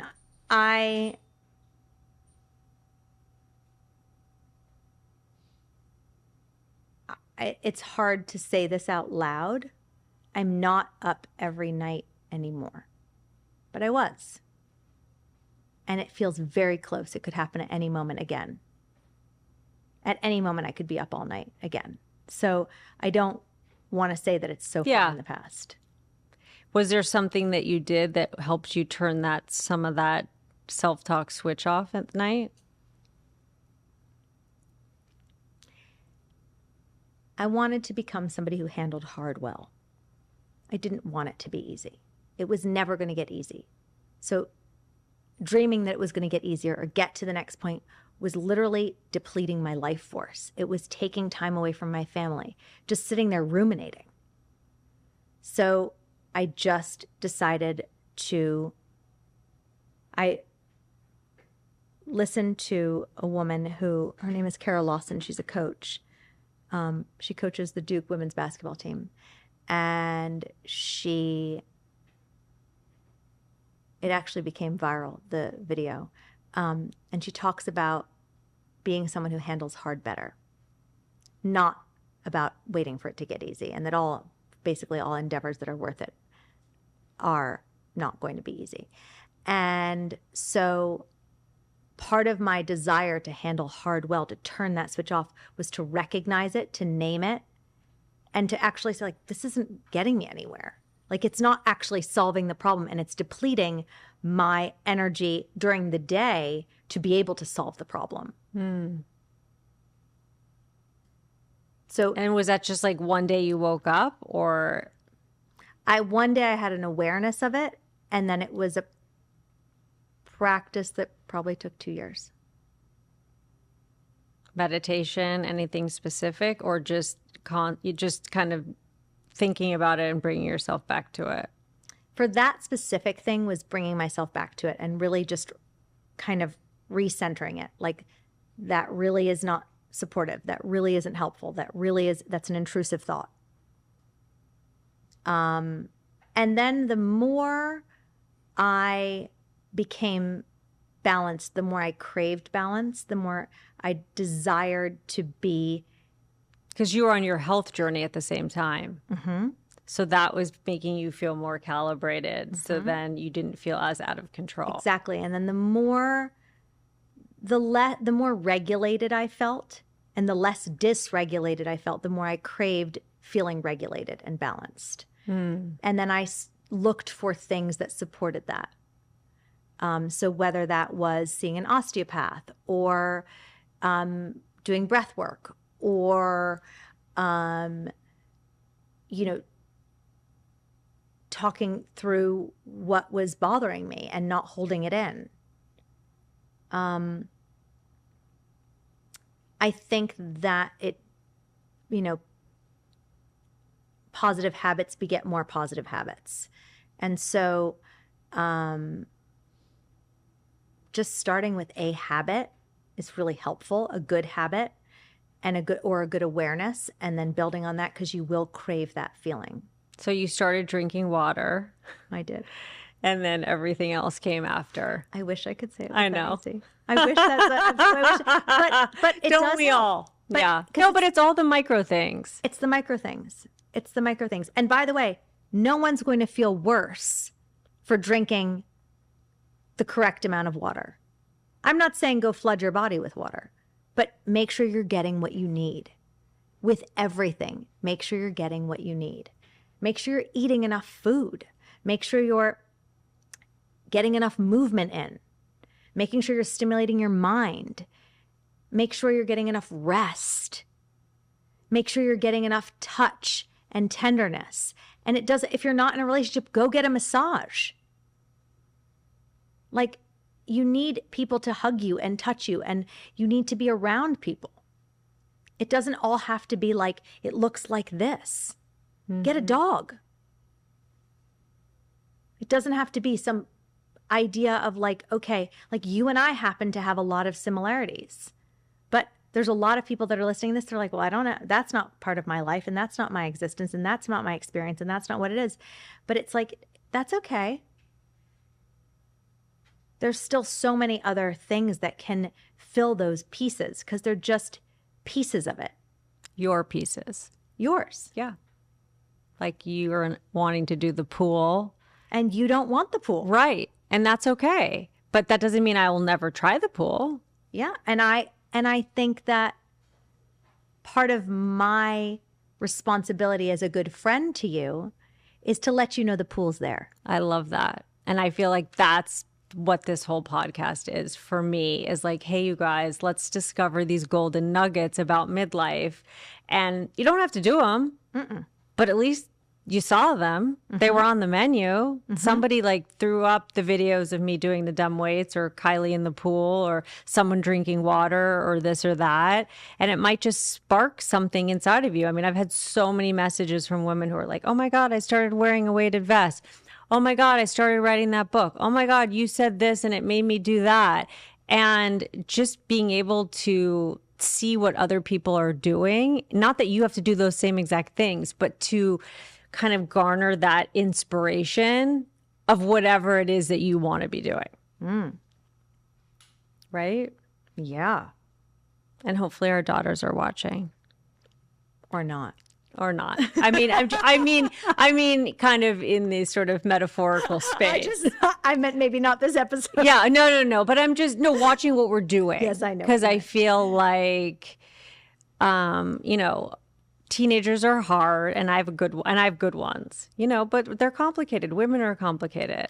I think children are always watching. Children are always watching. They're always looking to you for assurance and reassurance, and they're,